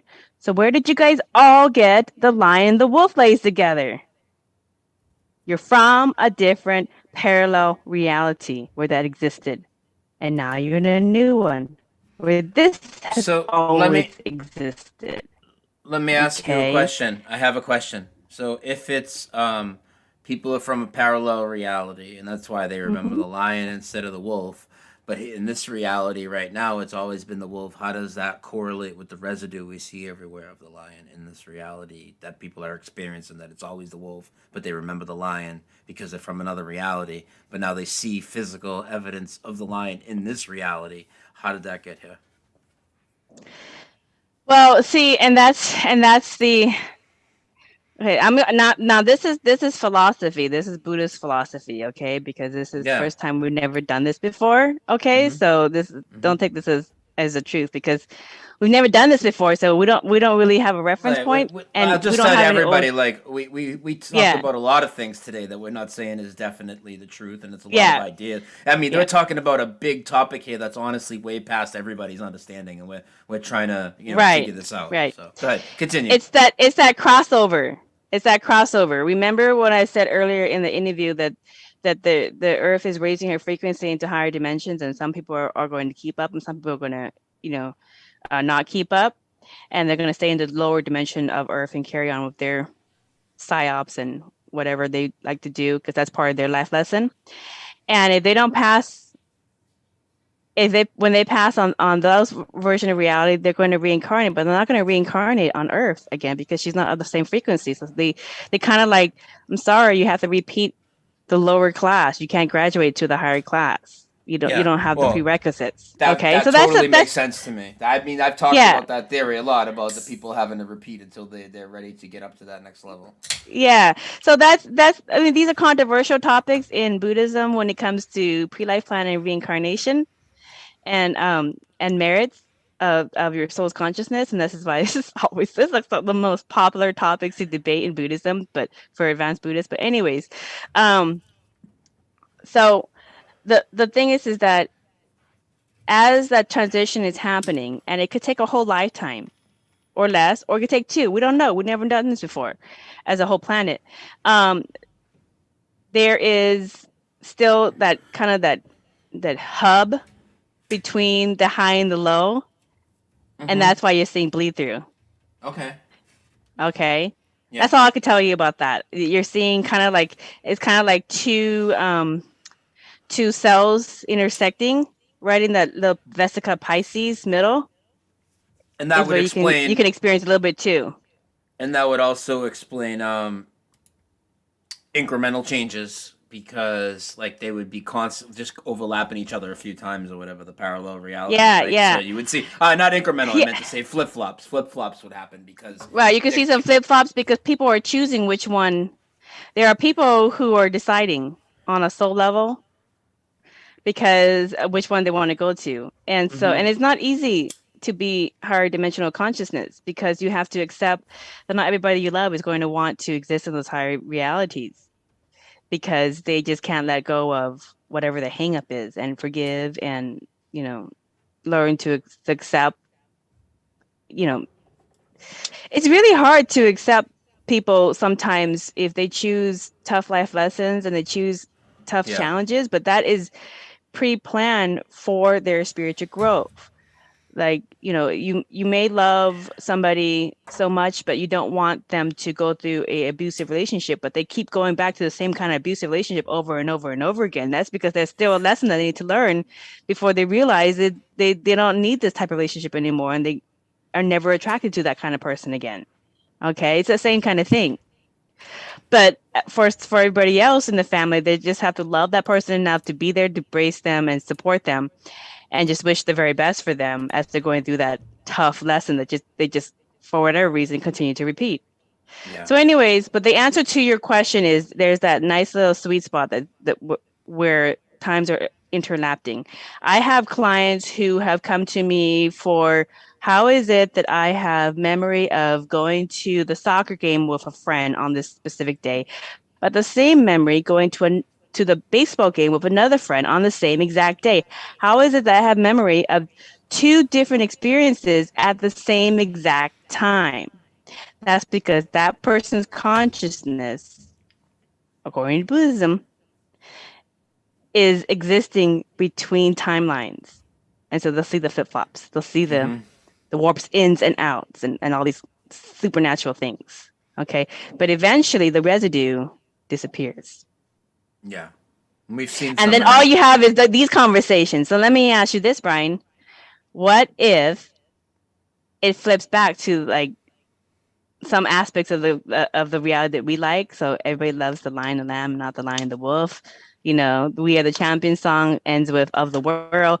Those wonderful aspects. What if those wonderful aspects of reality, like the movie Shazam, come back into manifestation? Yeah. And then everybody else is like, "What are you talking about? It wasn't there. It's always been like this." Yeah, they're gonna say that. They'll absolutely say that. They'll all say that. Yeah. What if we flip flop into a higher version of reality that has those aspects that we all love, that many of us love, and the population doesn't correlate, doesn't like understand what you're talking about, because they're like, it's always been the lion, the lamb, and it's always been we are the champions of the world. And I watched Shazam last night. What are you talking about? It never existed. What if it flip flops back to you? Yeah. You thought about that? But so what's the other? Let me show you the other. This is the Latin one, okay, and from 1590. And as you can see, there's that the inside description. And let me show you. And here's the first cover. And it's in Roman letters. It looks like MDXC, right? Right there. Go over here. Bring it up. I gotta be careful with these guys. I never take them out of the shadow box. So MDXC is Roman letters for 1590. Okay. So, anyways, you guys hit up my website, Merkaba Chakras. Send me the verses that you want pictures of, and I will be happy to send you guys all the pictures from both old Bibles, and you can put it on your websites, and then you don't need to argue with people. It's right there in front of them. They got to deal with it or not. And that's the Supernatural Bible Changes Project. It's just to get it out there. Awesome. Well, this has been really good. I know we've gone a little past the 2 hours that you said that you had, so you want to start, we can probably start to wind it down. What do you have? So first off, the people that are on these video platforms right now, she is on Rokfin, she is on YouTube, and the links are in the show notes under the videos on all platforms right now and anywhere I upload it. MerkabaChakras.com. But what do you have coming up? You have any interesting interviews planned? Any guests coming on your channel? Anything like that you want to tell us about? Well, yeah, I have Reverend Bill Bean coming back up. I interviewed a starseed that remembers her pre-life plan, coming to Earth, choosing to come to Earth to help with the ascension of Earth. There's a whole metaphysical backstory. It's almost kind of like Star Wars a little bit. And I also interviewed a near-death experience researcher. He researched over 1,200 near-death experiences. Oh wow! And nice. he has a lot of experience in it. He writes books about it. But anyways, in that episode, we talk about Black Label stuff that he doesn't talk about. And basically, according to his 1,200 near-death experience research, he had uncovered from so many different people's near-death experiences that there are souls that have incarnated as a human being at this time for the ascension of Earth from different planet systems like the Pleiades and the Arcturus and other places, and from Source and other places. So a lot of this Buddhist stuff is actually really true, according to his research. And they came here because, it's going to sound kind of funny, because a reptilian alien species took over the Pleiades and enslaved the Pleiades and also took over the universe. And so there's a spiritual warfare for the multiverse. Okay. And it all comes back to the 21st century Earth.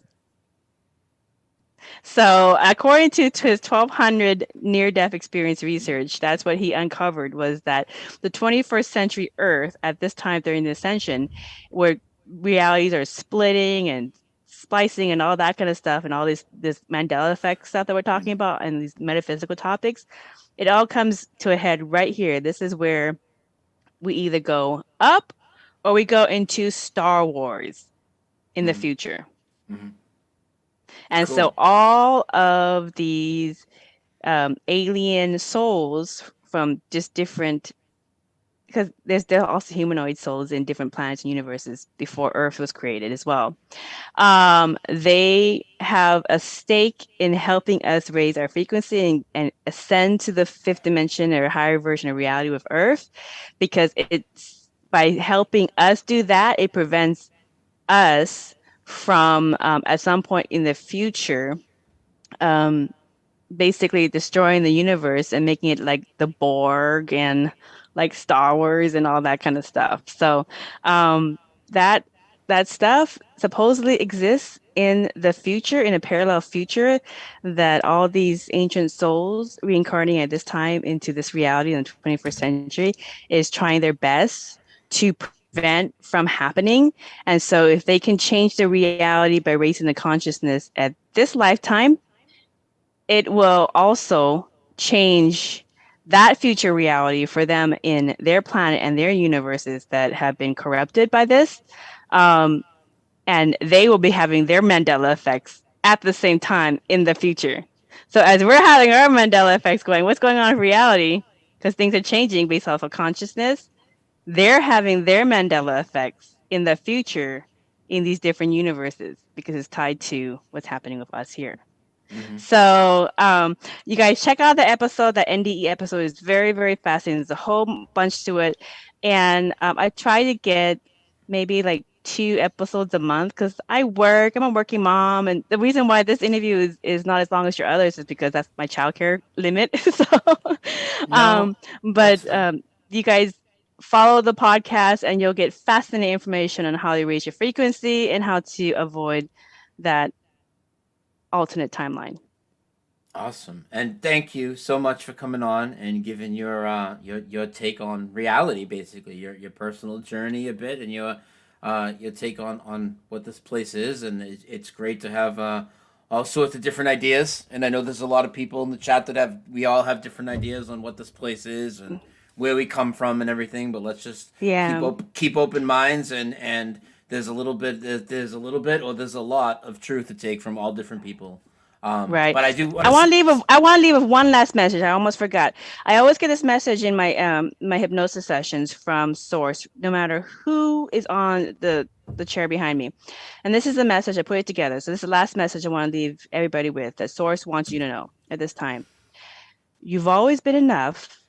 Use the gifts and resources all around you to create a life you want to experience.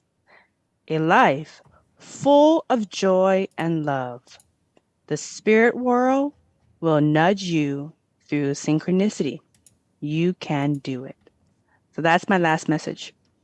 Awesome. And I just want to say thank you to 2 super chats I got on Rokfin. The Reset tip $5 and Brian Ebisal tip $10. Thank you guys very much. And I'll be back tomorrow night with Nathan Sanders. I didn't announce the time yet, maybe around like 9 or something. And again, Saturday night, if anybody's in North Carolina and is near Monroe, North Carolina, and wants to meet up with me and Karen, we're going to see One Big Love perform live. I'll make a promo video probably later tonight. So thank you, Vaughn, so much for coming on. It's been really, really interesting. I think you brought a lot of really good ideas to the table. Stuff, I mean, I might have heard a little bit of it, but nothing like that. And you went really in depth. So I really, really appreciate it. And let's do something again soon. Maybe me, you, and somebody else can do a round table. That'd be pretty fun. Yeah. Get a Hindu person who talks about this stuff. Or somebody from the Native American talks about this stuff. Let me check the platform with different perspectives about this stuff. Let me check my Hindu reality shifting Facebook group. I don't know any Hindus that I know, but I would love to. Yeah, that'd be cool. Definitely. All right. Well, it was fun. Thank you so much. All right. Thank you. God bless everybody. All right. Good night, everybody.